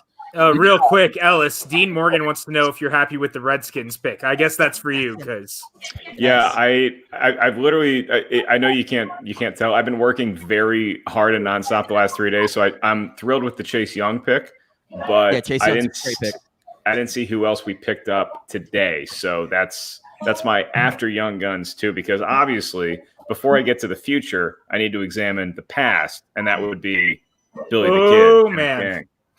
Hello. It's The Wild funny West. though. Chase Young won't even be the best. Oh my God! Won't be the Evan, best stop offseason talking for like half a second and enjoy the moment. Oh, okay, I get it now. I never noticed a quick shot in here before. I never noticed it, but there's a quick shot of Pat Garrett when she's walking out. Yep.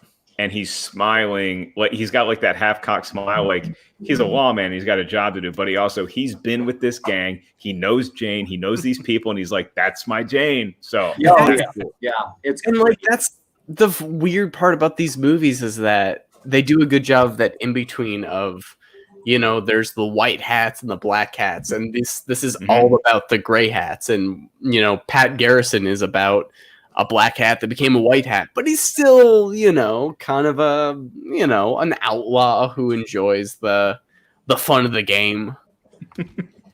I just want to shout out my roommate, Ryan Snelling, who's in the chat right now, and he's very excited about the hashtag 4Stitch. Nice.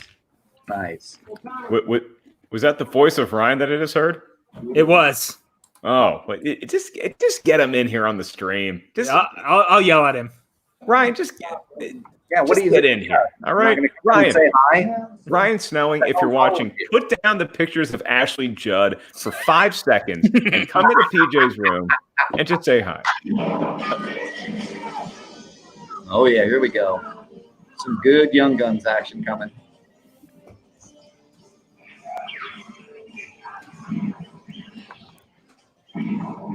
Kristen was wondering if it was legal for me to see a female butt. Yes. That's up for the state of Florida to decide. You better call the police now. Got it. Dean Morgan, you're half right. Christian did watch a History Channel doc on Billy the Kid. He fell asleep 10 minutes into it. Chavez, no. First 10 minutes were amazing. The first 10 minutes are like, so his name was William, but he liked the name Billy, and then Christian passed out. The name Billy the Kid. Good doc. Yeah. So when I was watching this in the theater, when I was 9 or 10, I didn't realize that we were already so close to kind of like the end or the climax of the movie, because my heroes are still around and everybody's still alive. And then all of a sudden, this is the part of the movie when I realized we're not getting a Young Guns 3. Even though I was loving the movie, I was like, oh shit, this is not good news for our gang. See, man, I thought for sure we were getting Young Guns 3, but I knew certain things, but they just shot a horse in the neck. They did, yes. That's not okay. You know what? I'll say this one got more action, but is less violent than the first one. But I like the kinetic energy in this one a little more than the pure violence. Shot a horse in the neck. That's not okay. There's more horse violence in this one. Yes. Yeah. Yeah. The thing about it is that the first one takes a lot of time establishing Billy the Kid, and right, because the first one has the tough job of telling us why we should be rooting for Billy the Kid instead of against him, and it takes like half the movie to do that. This one just assumes that you're pulling for Billy the Kid the whole time, and so right from the start, these people are law-abiding citizens looking for Billy. He shoots them, and we're like, yeah, Billy, like. You need to establish why you're rooting for him in the first place. So that's what the first one does. But Yeah, even the first one, like through half of it is like, this guy's the live wire in a gang of people who are kind of on edge. So the fact that he's setting them off, like, shows that this guy's kind of crazy. He's like outside of what we would do as justice. And like, but his moment at the end of like killing Murphy and like having that satisfaction of, even if we've lost as outlaws, we get the guy who's been like against us the whole time, works. And so it's weird that this one we kind of need the live wire who's gonna like save us, because we need that like chaotic, crazy energy. So Pat, I gotta know, when are you sharing your Skillshare link for all of us to take your class in screenwriting? Wait, say that again, Evan. When are you dropping your Skillshare link so we can take your class in screenwriting? I just gotta ask, what's worse, shooting a horse in the neck or punching a camel in the face twice, coming from Jen Kemp? What's the camel one? I remember that camel. Oh, they killed the kid. I've only punched a camel, so I guess punch a camel. Well, that's weird. Hashtag DJ Campbell. Oh, I forgot about this. Okay. Oh man, what a great shot, by the way. A beautiful shot. Yeah, this is one of those moments in the movie that gets me every time. Ready for it. We're probably on different times right now, but this is my boy Balthazar Getty. Come on now. It's also a little reminiscent of the opening of the first movie. The silhouettes of all the characters as they walk into frame with the title. Wait, say again. That shot when it's the silhouette of them against the sun when he gets shot is reminiscent of the shot of the opening of the first film, where it's everyone walking into frame the first time over the title. Yeah, where you just see the silhouettes. Yep. Yeah. All right. I got more box office trivia for y'all, and it's really good. So, okay, first of all, how bad is Box Office Mojo now? Like, what the? It's the worst. Yeah. It's not worth it. Yeah. What are you doing? Okay. So I miss my old Box Office Mojo. everybody in the chat room can play along, but nobody who's actually participating in the show can look at the chat room to cheat. So, which movie did better at the box office overall? Young Guns or Young Guns 2? Mark Riley, start with you. Go around. 1 or 2? I'm going to 5, say 4, Young 3. Guns. Young Guns. Okay. Evan? We're going to go the first Young Guns. Pat? Which, me? I'm going to go Young Guns 2, but by a small margin. Sorry, PJ. Yeah. It's hot. Patrick Hogue? I'm going to say Young Guns 2 by a lot. It did Okay. better. Frank Janisch? 2. I'm gonna go Young Guns 2. Yeah. The answer by less than $1 million is Young Guns. Holy shit. Now, let me tell you all this. Okay, so Young Guns opened at number 1. However, it was opening against Die Hard in its 5th weekend release and Cocktail in its 3rd weekend release. Ooh, Cocktail. So What a Young Guns 2. Young Guns 2 had the better opening weekend, but it only opened 3rd. Number 2 was the 2nd week of Presumed Innocent with Harrison Ford. Wow, Harrison Ford. And number 1 was the 4th week of the monster hit in 1990, Ghost. That was huge. The number one movie of the year. Yeah, I think Young Guns 2 would have done a lot better if Patrick Swayze just did not get stabbed by that dude or whatever. I think that Young Guns 2 does a lot better. Yeah. All right, everybody. I'm going to say my goodbye now. It's time for the double date of Zoom. We're not going out. Okay. We're Zooming. Riley, I'll meet you halfway. Give all of us the link to the double date, and we'll just meet you over there. Yeah, we'll head over after this is over. I'll drop it in the private chat. Who We'll be like, whoa, you're here? What are the odds? I didn't know you here. Wow. Yeah. That's Riley. a no. That's a. I gotta.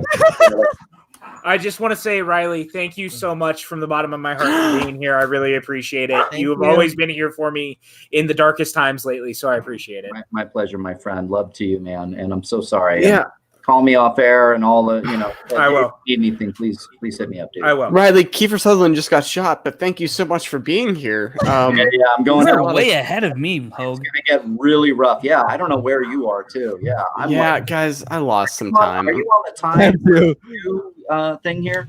All right, so the time I'm on right now is 1:16:23. So try to go to 1:16:30, and I'll meet you there. Okay, now I'm there. Okay. Now Keith got. But I was more in line with Spoiler alert. Sorry, That being guys. said, love to you all. Have fun. Everybody who joined us here, thank you for that. To everybody that listened to Streamlabs, love to you. Thank you for that. Bye, Riley. Yeah. Bye, Riley. We'll see you soon. Bye, Mark. See you soon. Bye, guys. Have fun, Riley. Thank you so much. Thank you. Finally, Frank's off. Okay, now we can talk about him. Okay. Oh, wait. Boom. Shit. I just thought it'd be funny if I was the double date, if me and Molly had to go too. Like, hey, honey, do we Molly, have to Riley, go? and Leia. Yeah. Honey, do we have to go? Yeah, okay. Mark, how long have you had Molly? Late Define have 60s. Molly. I found her at Woodstock. And it's just been a magical cure that's just kept both of you just like symbiotico like the whole time. Been love ever since. Yeah. Wow. She has like the perfect kind of Instagram face of just no matter what still that's taken, it's just encompassing that mode. Yeah, and she's got the perfect face for like, please give me a little more food. Just I'm not upset, just disappointed. Like I love this scene because this did two different things to me emotionally when I watched it. Is one, I was so pissed off because I'm like, they shot Kiefer Sutherland. Doc's not gonna make it. I want Doc to live. And then I also thought, man, that's pretty badass of Doc to be like, let's finish the game. It's like, oh my here god. we go. Yeah. Well, and I believe if I remember correctly, Kiefer's one thing was if he came back, he had to die. So this was his one. He was like, I come back. Yeah. He's like, if I come back, I have to die. And they didn't want to write it that way, but he asked them to do it. And here we are. Really? Hey, Hogue, this is what we like to call jump cuts. Don't know if you've heard of them before. Listen, if you want wait, to look at that. Is that a hold on, Ryan we'll get back to Snelling? my writing stream lesson. Why do you have that shirt, Snelling? What He's fucking asking about reason your is there shirt. to have that Who is? fucking Oh, shirt? who do you think's asking about the shirt? Hey Evan, how's it going? How you doing? God damn Hi, it. Ryan. Y'all doing okay? Hey, PJ. Yo, PJ, can you ask that soccer hooligan which Champions League team he roots for? what Champions team do you root for? Champions League. Champions League. Soccer. Soccer. That's J, though. No. Oh, That's soccer? J. Yeah. I think we figured out why stand-up telephone doesn't work. Stand up telephone. Tim Allen, what do you think of this? Soccer doesn't need me. Soccer does not need. Yeah, Ryan no, that's Snelling. I great, repeat, Tim. We soccer love does not your need opinion on Ryan this. Snelling. Neither do Doctor Who fans. Wow, Don't what need an their opinion. time. That's Yeah, true. I've never made you watch it. No, it's okay. No. It's all good. I'm happy to see you, man. All right. Well, Tell- it won't be long because Tell Snelling, hashtag first hitch, of course. that's right. tell Can't Snelling stay I long love 'cause I'm him. excommunicado and that- from the movie community, but I think I've got PJ, about 30 seconds PJ, left before yes, I get. Please, Yes, tell, Ellis. please tell Snelling that Tony Delk is the best point guard in Kentucky history. Apparently, Tony Delk is the best guard in Kentucky history. Point guard. Point guard? Yeah. He's thinking, Ellis. That's before my time, but I like Tyler Eulis. He says it's before his time, but he likes Tyler Eulis. Yeah, well, Tony Delk is black, so he You wins. probably can. You're But repeating. I'm pretending I'm That's a a fair point, commentator, though. You know. I'm gonna go get another beer too. I'll be right back, gentlemen. And now Ellis is. I'll out. take one. Yeah. All right. Well, my time's about done. All right. Well, Take it we're easy. good to see you. Thank you, Ryan. Enjoy hot shots or whatever. He would like. That's I son don't of know a if you bitch. heard that. He said enjoy hot shots or whatever. Ooh, PJ, if that's a watch along, let's do it. Isn't Snelling supposed to be on Looper? Snell's supposed to be on Looper, right, PJ? Yes, he's supposed to be. Did he just lose his chance? He might. We'll see.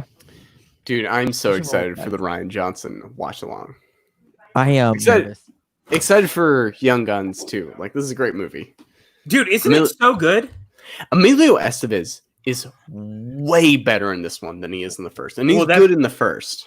It's because he's really, at this point, Emilio had really come into his own, I think, as an actor. Personally speaking, like if you look at around this time, this is when Mighty Ducks starts to form and things like Mhm. that. You see him becoming the leading man that we all wanted him to. Well, and it's the thing of all these actors that have kind of agency in the 80s/90s time frame of William Peterson really like chose this over a lot of different leading roles he was offered. Right. Kiefer Sutherland really like was in that villain role, but this one is a hero role for him to be a part of. Christian Slater, like this is really a time for all these like big name actors to just channel all of their persona into their character. Right. I don't disagree at all. Yeah, no, it's great. Catching up on the chat real quick. Chats. Chats with us, chats. I like that Kristen said he had to go find his Evan shirt. Hashtag Snelling is awesome. Fucking Snell, dude. I gotta use the restroom again. Pardon me, gents. I agree, by I the way. might with shave that. my head in honor of Snelling. We'll see You're what gonna happens. Shave your head, please don't. You're really No, just for Snell. don't do Make him that. feel safe. Don't do that. Make him feel comfortable.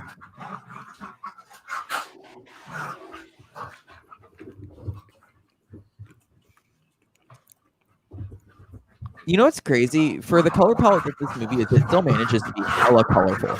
Oh, totally. I agree 100%. And are you two done fighting? I know that the young guns are happening on camera, but you know, chill.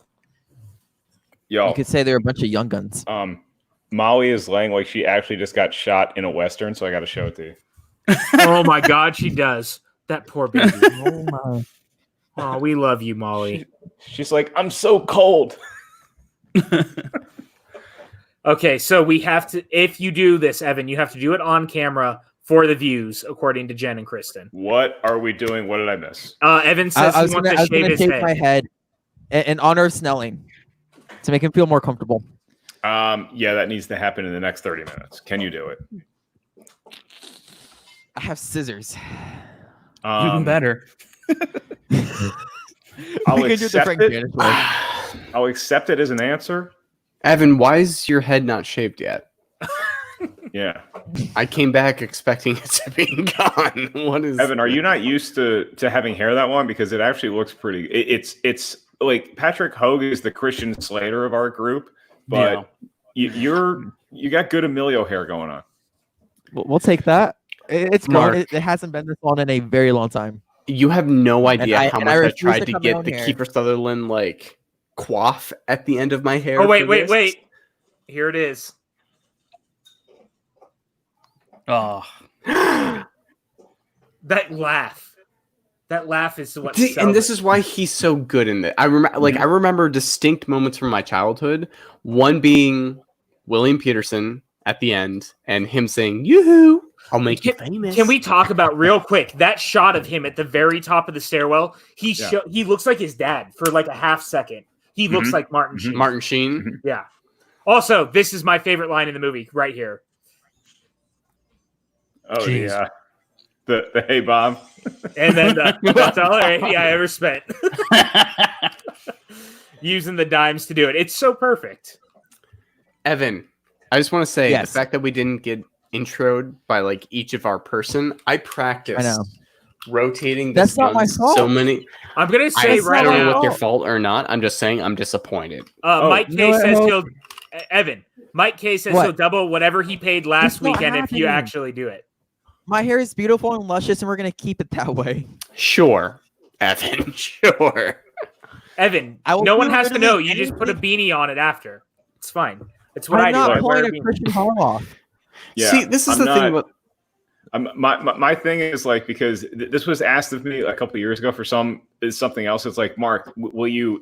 I'll bet this: if Mark loses, he has to shave his head. And I'm like, look, this is the last head of hair I'm ever gonna have, so I'm not doing anything to compromise it. But wasn't some miracle grow. if Mike K wants to contribute, then this is 3/4 full, and I'll chug it right now for you, Mikey, or anybody else. I'll start the bidding at $50. $50. You want to see Mark Ellis get to the point where you might be able to convince him to shave his head. Donate now. I'm not giving guarantees. I am 3 Coors Lights away from announcing a Schmodown live by myself in the corner of my apartment. Hey man, not unless you ask me to write the questions, okay? I mean, I have to have a job still. All the questions revolve around little fucker. That's all I'm saying. It's time for the movie trivia showdown. Up first, we have Molly the Wonder Dog. Her skills are laying on the couch and begging myself for food. Here's the thing. Is that in round 2, I'm going to call PJ because Molly challenged a question about Benji the Hunter. I'm just going to start putting links on the bottom of everything I write so that you guys have evidence of where to go in the document. I challenged this question because Mark gave me chicken instead of steak. PJ, how much can we use our integrity to like cohort people inside of the movie trivia show Schmodown to like hold our own like jank filled like version of one of the Schmodowns? Like we have all of our own questions. We have Ellis here. Ask him. I just write the questions. Mark, look, as someone who is going door to door doing Schmodowns, you can't get jankier than that. I beg to differ. I'm just saying I can present a venue. I want to make it not up known to right code. here that Ellis sent me a picture last week and asked me what movie it was, and I knew right away, and Bateman did not. I knew it before Ben Bateman. I just want to throw that out there. That's right. PJ, there's a reason you write questions. And this is one of them. And I'm just saying, the version we would do wouldn't have movie questions. They'd be questions that people wouldn't want to answer. This is the part in the movie where this is the first time maybe that I ever experienced in my life what it feels like. You know, in Days Confused when Tuesday's Gone kicks in because the keg is tapped. Oh my God, yes. The party's over. This is the first time that I experienced a party that I actually wanted to be at ending. And it's like, oh no, wait, this is all there is? There's no tomorrow here. Yeah. Everybody's going home, and it's like this is what it's like when all your friends get married. I want Interesting a you say it that screenshot. way, Ellis, because some of us are getting divorced, and where do we fit into that plan? Hold on. Come on back. Listen, Come on back. Come on, PJ. Water's warm, PJ. Come on, back. PJ. All my sympathies. I want Mark Ellis photo of him. This is what it feels like when all your friends get married, and then Chavez with a bullet wound in his. Someone this in what the we like to chat, call make it happen, imagery? please. What was that, Evan? That's what we like to call imagery. Yeah. Yes. Only Something that has an image. I really want someone in the chat Writer to make that image and tag all of us in it because it's too perfect beyond words already. Just thinking Like about if it. we can get every death scene in this movie, and then Mark Ellis with a quote of "This is what it feels like when your friends get married." and then Doc Skurlock, when he comes out for his final surge, that's when the married guys go to Vegas for a weekend. I got one chance left. Dude, weddings This- are my favorite though because you literally just roll in, you get unlimited food and drinks, and you Yep. get to dance, and you get to act like a fool, and no one will judge you. You're describing prom as well. Evan. No, No. fuck prom. Fuck everything. What that has weddings to do with are- prom. Weddings can be great, and I if love anybody weddings. had the pleasure of being at the Makuga nuptial ceremony, let me tell you. And I can also say that now that he's off air, the Riley wedding, we were all like so excited for the Riley. I wedding. was so excited for the Riley wedding, and I'm still sad that we didn't get to go yet. I know it's in October, and I'm all excited, but come on. Okay, great talk so- about weddings. This music, real quick, is incredible. The music is so good, and now we're gonna. This actually, like, it scares me a little bit. It haunts me. This scene that we're watching right now with Chavez just going into like his belief system. It's powerful shit. It is. Hey Hogue, I have a question. Do the white crosses on the dark and the dusty sand, is that symbolism for all the lives that were cherished in this Evan, hazy day and this hazy Evan, place? If there's a cactus near you, swallow it right now. Kristen says that music would have been great wedding music, and I don't necessarily disagree with that. The Chavez marches to his death.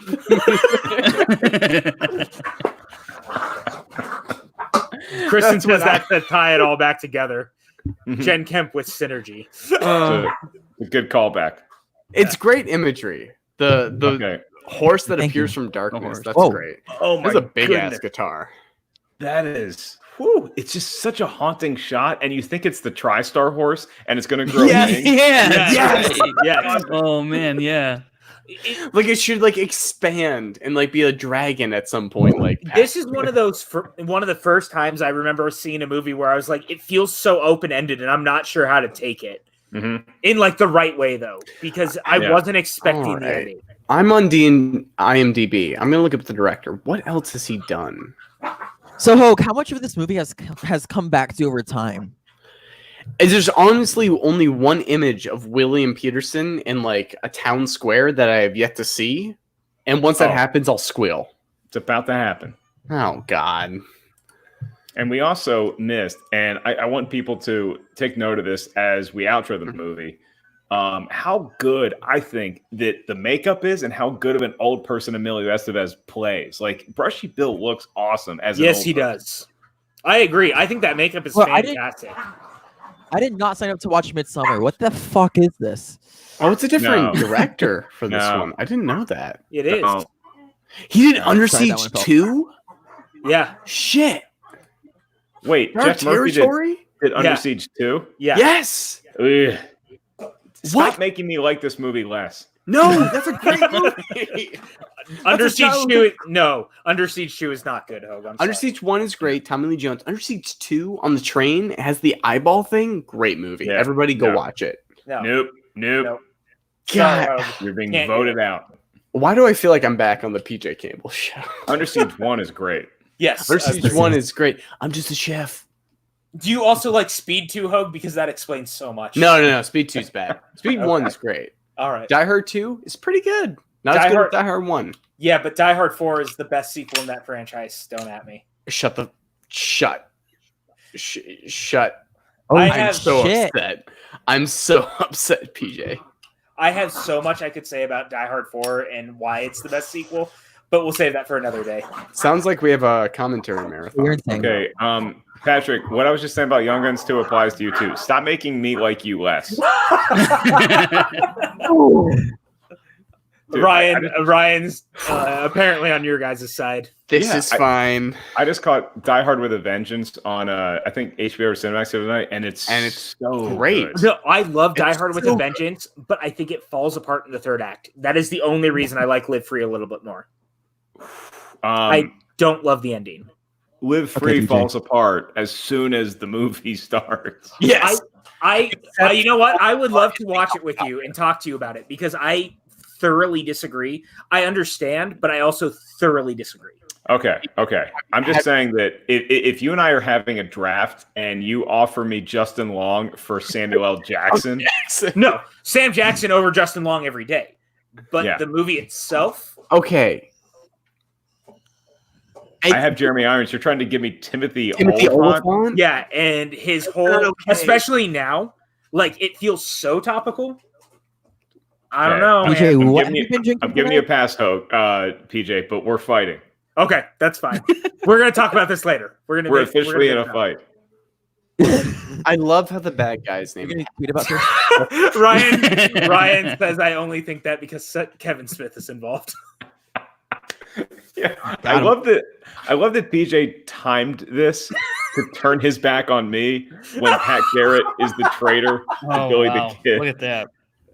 In my defense, it's like I still love you, Ellis. Some would say there's a beautiful irony to how much this has been built up and how this is resolving. So, Maxwell, you know what else fell apart in the third act of this live stream? Thanks, Max. Appreciate that. You're not wrong. Riley left and everything's gone to shit. Wait, are you guys saying that Mark Riley was our Doc Skurlock?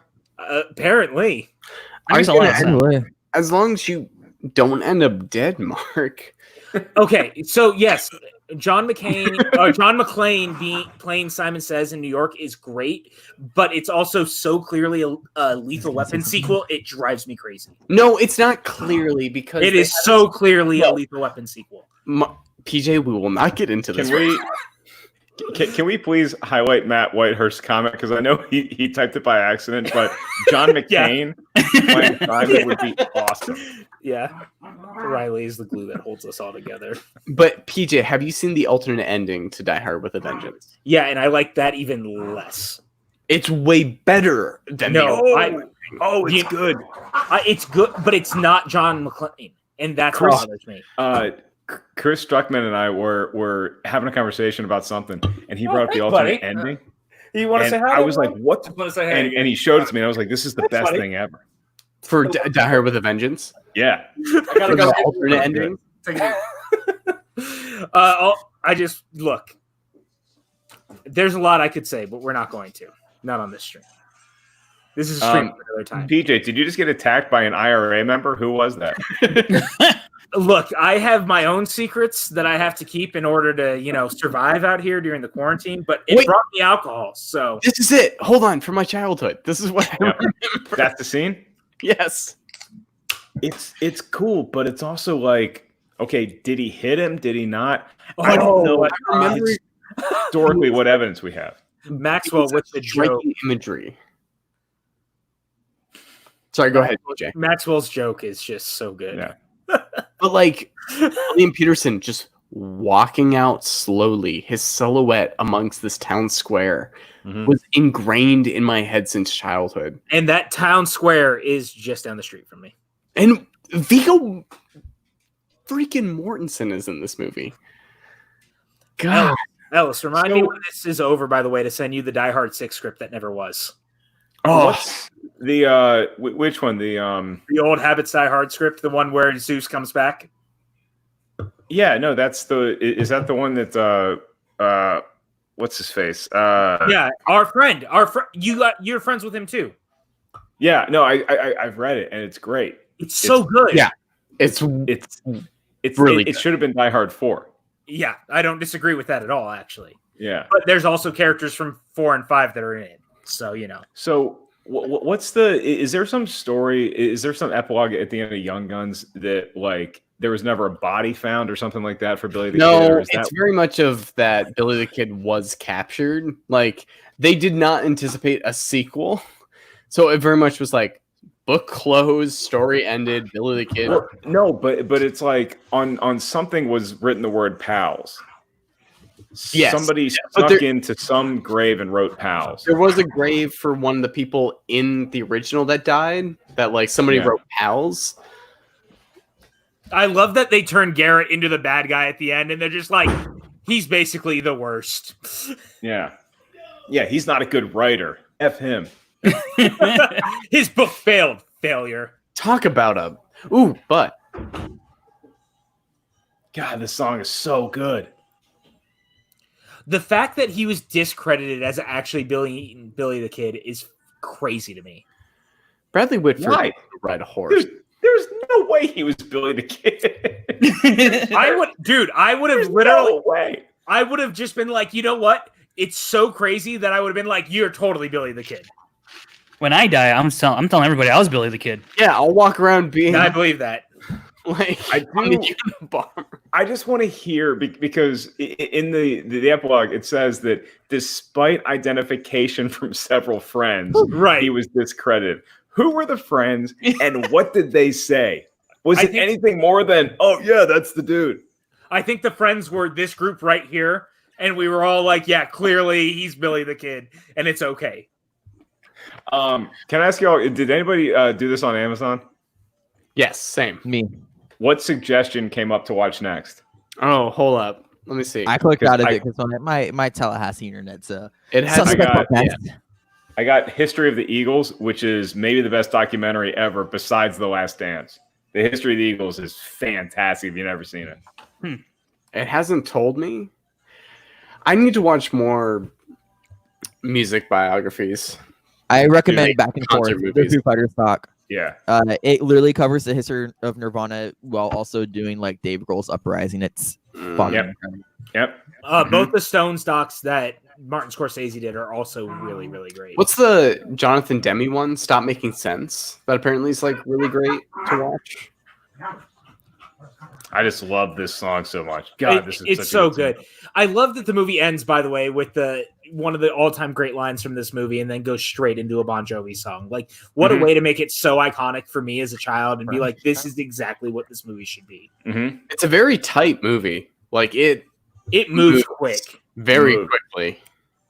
There's no Terrence Stamp, which is kind of a detriment to this film, not going to lie. There's James Coburn. We have James Coburn. And William Peterson, who, close to my heart.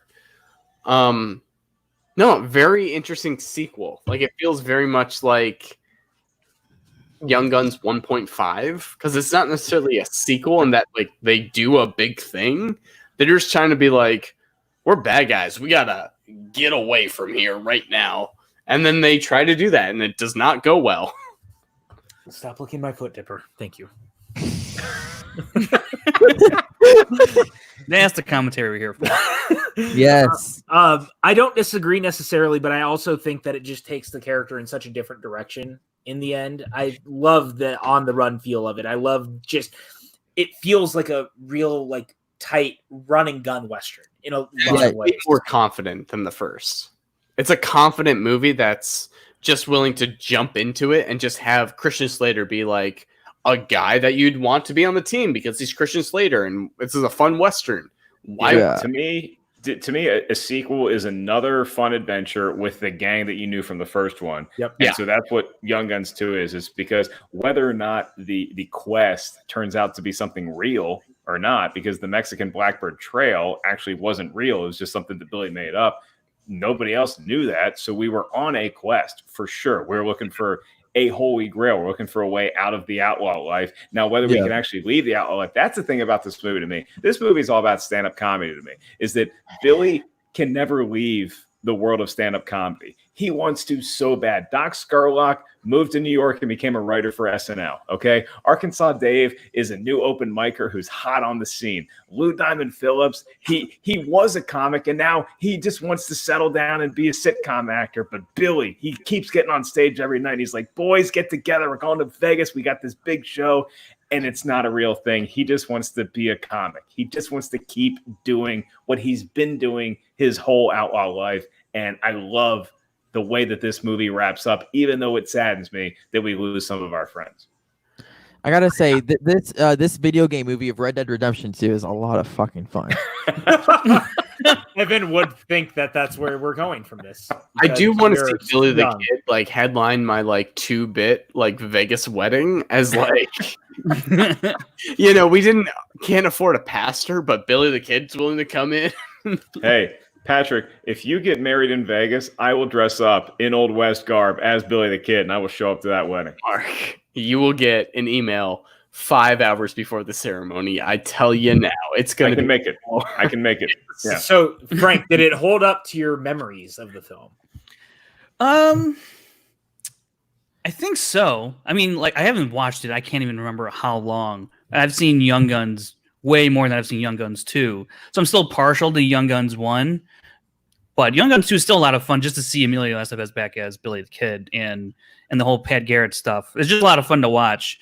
And then, getting the gang back together with Kiefer and Lou Diamond Phillips. So I still enjoy it, definitely, because I like the continuation of the story. And I wish there was more, because I remember being completely obsessed with Billy the Kid after watching Young Guns and Young That Guns explains 2. so much. Yeah, I mean, and I just love the myth. Like, I would scour just to figure out like who was Billy the Kid, and then what happened to him, and like would he really be on the side of this road and all that stuff. So yeah, man, it's just a good time to watch these movies. I might just be in the minority here because I just don't think that you ever should touch Young Guns again. I know PJ and I talk about like Old Guns or something like that, but this movie is such a great sequel, and there's nowhere to go other than just trying to grab cash from here on out. So I think that this is a franchise best left to 2 movies. I also gotta say, in terms of cash, I want to shout out Michael K for dropping $25 in Streamlabs. He put hashtag first stitch. Michael K's probably like, damn it. We're gonna be on a podcast of his PJ night on Sunday. It might just be me. We'll figure that out. I'm really excited for it. We're gonna talk about a bunch of animation. So check that out. We'll drop some links sometime. Check my Twitter or Pat's Twitter. It's gonna be a good time because I love animation. It's my favorite medium. So I cannot wait to see where that goes. But shout out to Michael K. $25. Fucking love you, bro. We made $150 tonight on a Young Guns 2 watch along. I can't freaking So believe Ellis, what's your rate?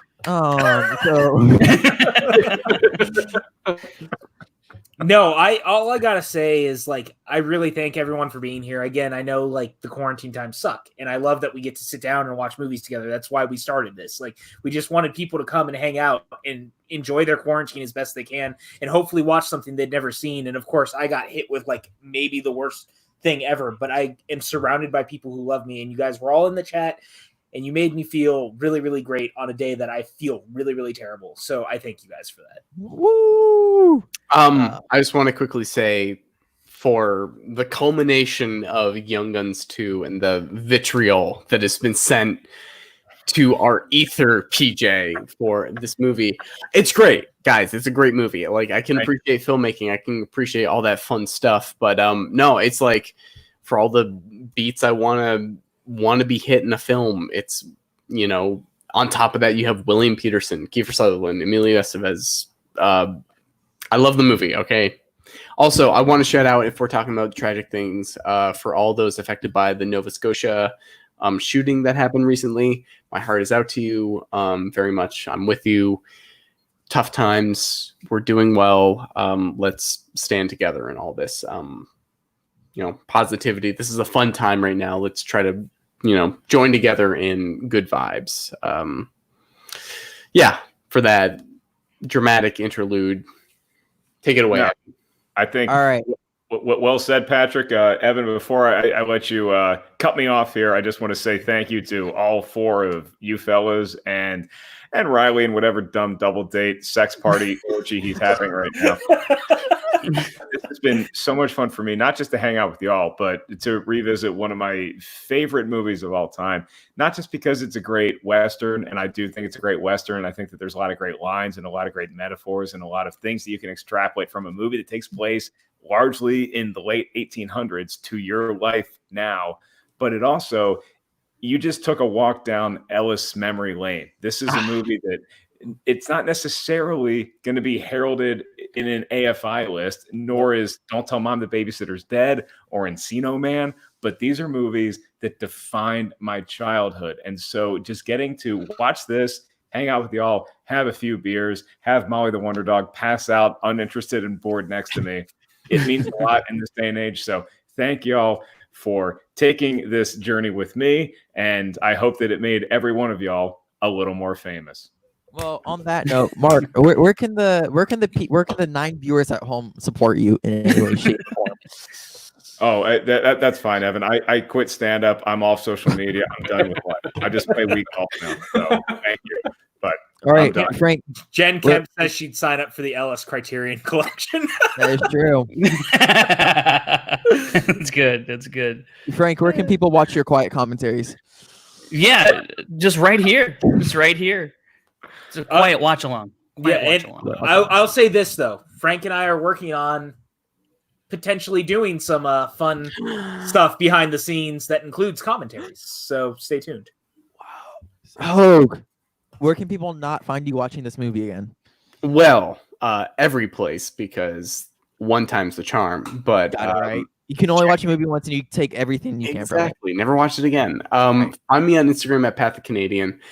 Check out my latest short film, So, on Crypt TV. Crypt TV. We're almost at 175,000 views. Let's get it to 200,000 views, and I might have something really cool to announce soon about that.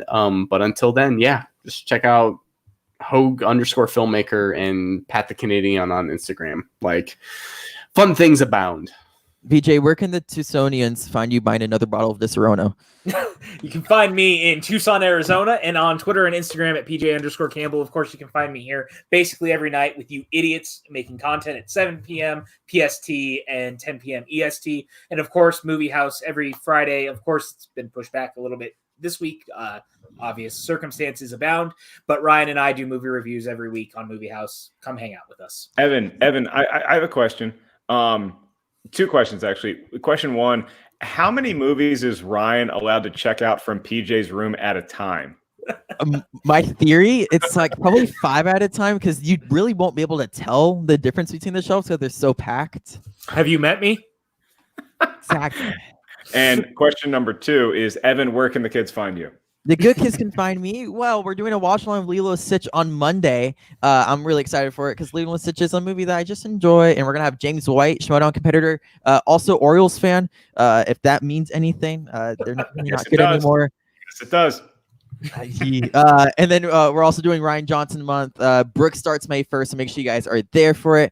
And you guys can also find me at Evan Degraff Live on Twitter. I definitely did not steal that name. And also Evan Degraff on Weird Instagram. qualifier. Yeah. And then, that's kind of about it. Again, thank you guys so much for coming out. And we're going to run this outro that Chris Clark made. See y'all soon. Bye, guys.